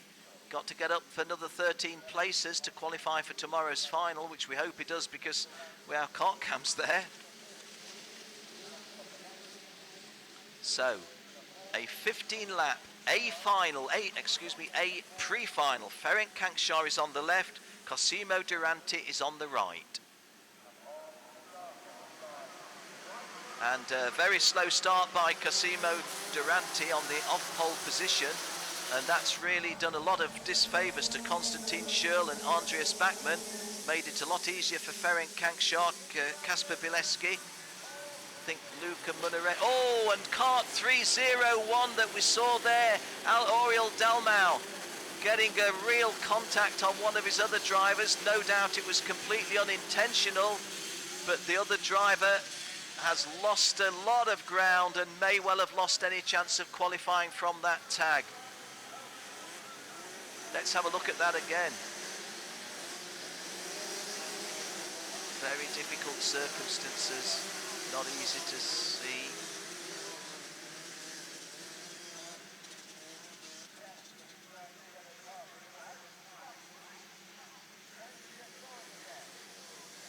Oh, and 301 on 303, Luca Munaretto of South Africa having absolutely no chance whatever, got the mortification of seeing everybody facing him and driving past him, and you would have to say that was a completely innocent situation in which he found himself. So leading the race then, KART 301, Oriol Dalmau. Sorry about that comment. Ferenc Kankshaw from pole position has led the race from the start throughout. He's the world number 1 at this class. In second place is Andreas Bachmann, and he's the world number 2 in this class. Kasper Bileski running third, Konstantin Schürrle fourth, Cosimo Durante, the front row starter, went through fifth, Justin Allison sixth, Martin Stein at seventh, Kristaps Gasparovic eighth, Michael Pospisil 9, and Tyler Kashak is running in 10th place. Jeff Kingsley, who started 30th, is up to 23rd, and he's carrying our kart cam, so we're hoping to get some good action shots from him. Fabienne Lance, the lady from South Africa, who did so well, starting in a really promising position on row 4. Sadly, the only driver we lost at the start. And here is Jeff Kingsley's sight. Oh, 366, and 366 getting a little love tap there was Taimur Kermanshah of the United Arab Emirates, and when he picked at the driver ballot last Sunday, KART 366, he said, hey, that's fine, that's my lucky number. Well, Taimur, you weren't too lucky there, lad, you were not too lucky there, and Jeff Kingsley owes you an apology for that one, we believe. Ferenc Kankshaw in the lead from Kasper Bileski, who's just gone past Andreas Bachmann while we were looking at our replay.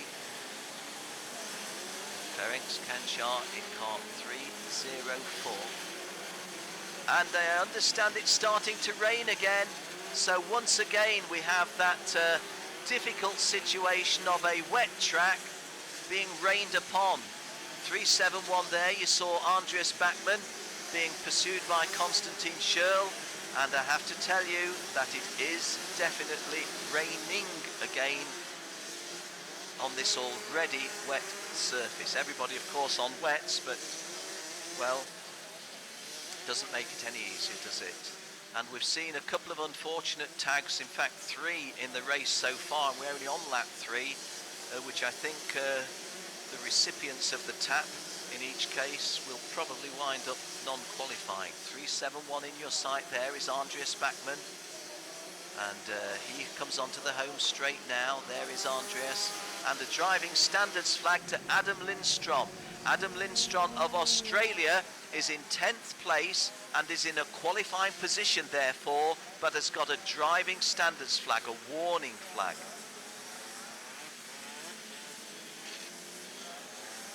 So Ferenc Kankshaw in the lead, setting the fastest lap, as you can see, 1 minute 20.49, which in these circumstances is very admirable.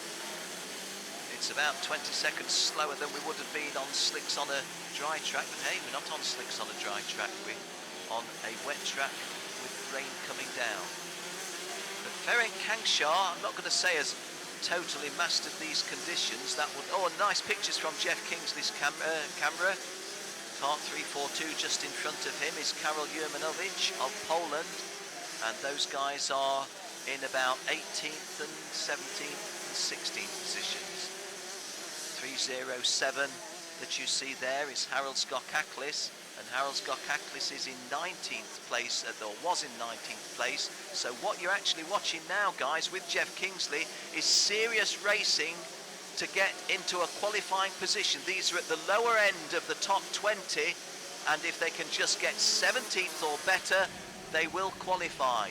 Harold Skokaklis, who went superbly well in the preliminaries, but things gone badly wrong for him recently, gaining another place there on KART 342, which was Karol Jurmanowicz. And these pictures really just showing you how difficult it is. One is handling the kart in these conditions, but the other thing is, what are you seeing? Answer is, I think, a lot of blur.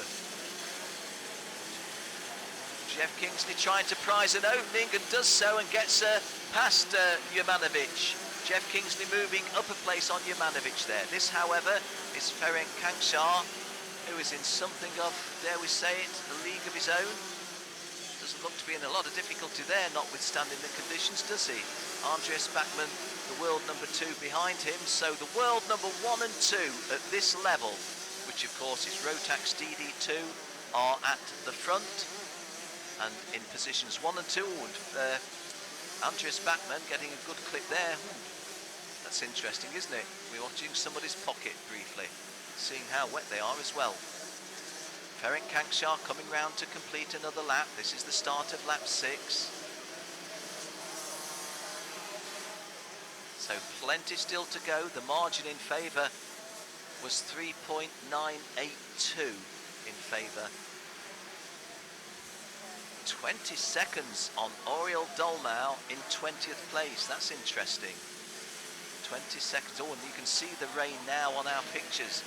Television often doesn't show you very clearly how hard it's raining. Well, can I volunteer the opinion that you are seeing how hard it's raining from our television pictures?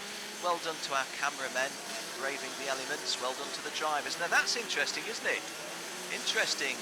Those time differences between Frank and Andreas, very, very, well, what shall we say, pretty constant. Frank is just pulling away a little bit, but not by a huge margin, given the overall context and given the circumstances.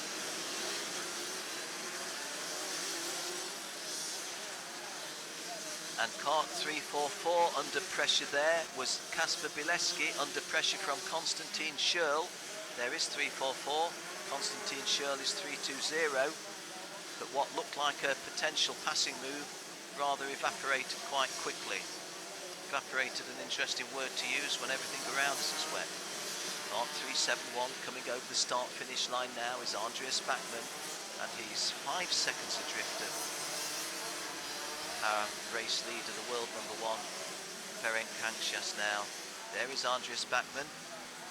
Races a very, very busy racing year, as well as what he does in Rotax. Races in the OK class, in the CIK events. Lives right in the far north of Sweden by the Arctic Circle, so most of his racing in Europe involves a long distance commute. Confirmation that despite these conditions we've only lost one of our 36 starters, and that's the immensely unlucky Fabienne Lance, who I think finished 4th in one of her races and I think 9th in another in the heats, but sadly went out at the start of this one, and in the circumstances prevailing, namely you've got to be in the top 17 to qualify for the final, Fabienne won't make the final. So this is the battle between 4th and 3rd, with Kasper Bileski in 344 in 3rd, Konstantin Schürl in 320 in 4th, and Konstantin Schürl's mindset is, yes, I am in 4th place, but I'd rather be in 3rd. Oh, and what's happened just behind? That was one of our top 10 runners, was it? Kasper Bileski in P3 at the moment. I think we've lost some 2 drivers potentially in a qualifying position, which is always a little bit disastrous. We'll give you a full readout shortly. This is the start of lap 8. It was Kristaps Gasparovich who has gone out after that little incident. Jeff Kingsley is now 15th and in a qualifying position. So Jeff Kingsley started 30th, is now running 15th, carrying our kart cam. Commiserations to Kristaps Gasparovich of Latvia, who got himself in a very satisfactory position to qualify, but there was some contact, and some contact is often all it takes, especially in these conditions. 346 that you see there is part 346 is Patricio Maggio of Argentina. Well, 320, fourth and third you're seeing. 320 is Konstantin Schürrle, having got past Kasper Bileski, but Kasper Bileski, well, you don't need a commentary over that. The pictures tell the story. The pictures tell the story better than the words do. And Kasper Bileski is back in third place. No, Konstantin Schürrle is saying, look, I've worked my opening and I'm going to take the fruits of it. And Konstantin Schürrle in third place, trying to pull away from Kasper Bileski. And this, I remind you, is for third and fourth. So not only is it a race for P3 in the final, you want to be getting a qualifying position in the 17th place. Behind them, Martin Steinert's a very, very skillful driver, getting himself well and truly sideways. So these conditions are absolutely horrific for the guys to drive in. No scratching of heads as to whether this is a slicks or wets race, but even on the wet tyres, in the wet. 3:04 is Ferenc Kankshar. He's got a lead of 4.8 seconds. Driving for Keskemete Motorsport Egye of Hungary. Also drove on an Austrian licence for several years, did Ferenc. 8 times a grand finalist, 8 consecutive. And Ferenc Kankshar, I remind you, was not only the winner world title holder last year, but in 2010 came third. So he's been on the podium before. This is his 9th consecutive grand final. So he's getting the measure of it, isn't he? Oh, those filthy conditions telling you all you need to know. Those of you back home thinking, do I wish I was at Sarno? Well, unless you could get behind some glass window or perspex windows, you'd be feeling the elements. Now, I can't see what it is, but Henry Burdett, the circuit commentator, has raised his voice highly, and something has caught his attention.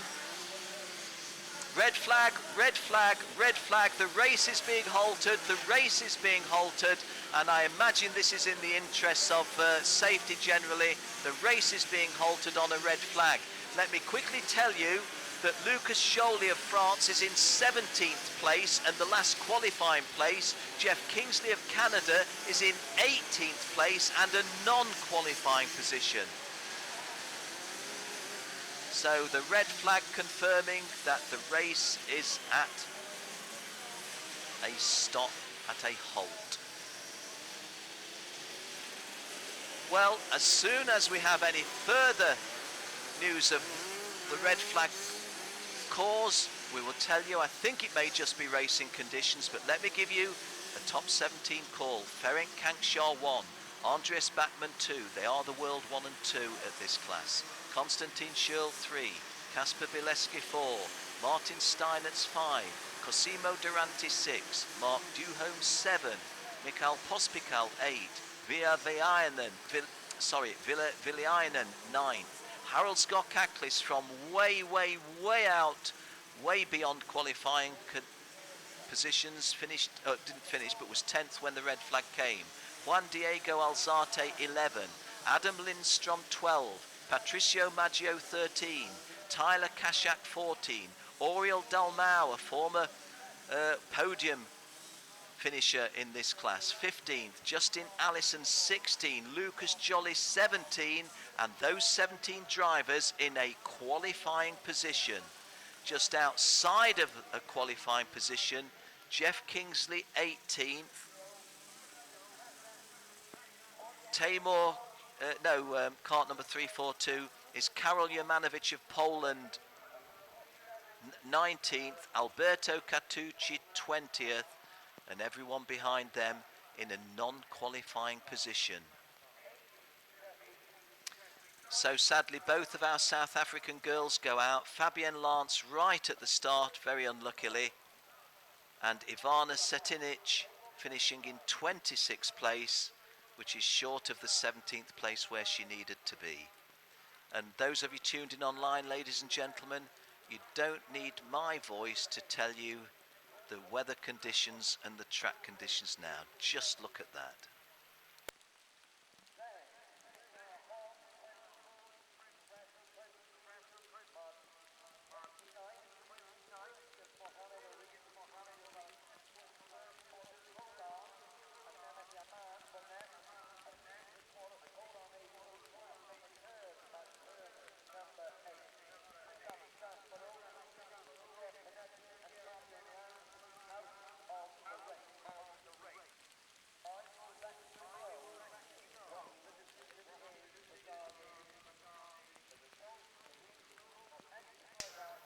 Well, ladies and gentlemen, once again, on behalf of myself, Ken Walker, and all my colleagues at KART-DATA, bringing you coverage of the Rotax Max Grand Challenge finals, let me tell you that the A final in DD2 was red flagged after 9 completed laps, and I'm not able to tell you whether we are going to restart for the remaining laps or whether the race result will be declared from there. We're not at a 75% race distance.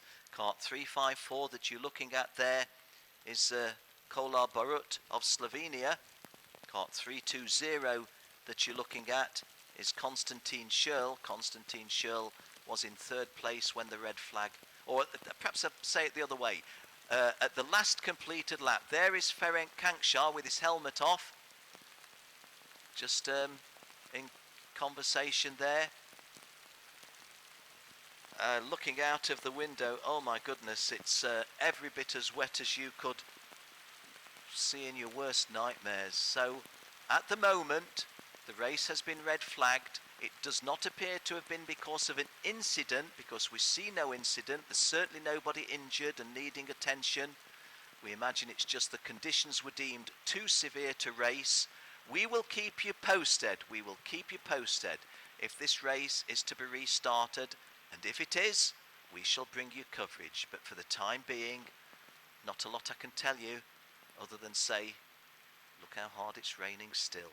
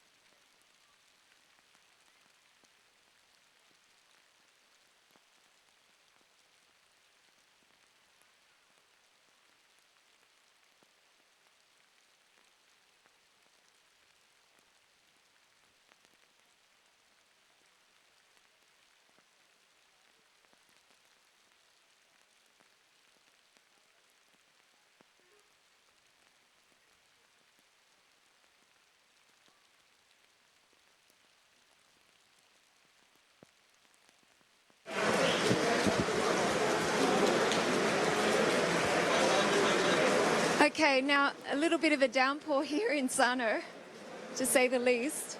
Unfortunately, we haven't completed 75% of the DD2A final, pre-final. Therefore, we will have to restart the race after the lunch break. So stay tuned, because the guys will take a lunch break and we'll restart the second part of the DD2A pre-final following that. It's how it is.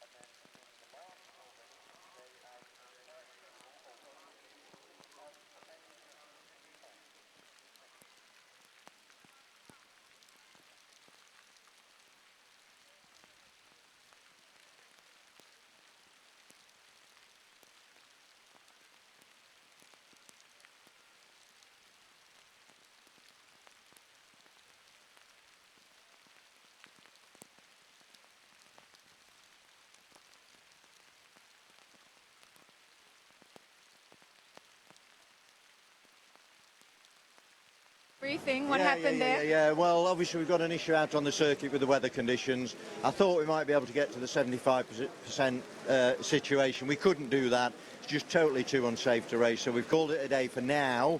We've completed 9 laps, so in theory now we're in that phase in the middle where we have to have a restart to complete the race. It'll be a single file restart.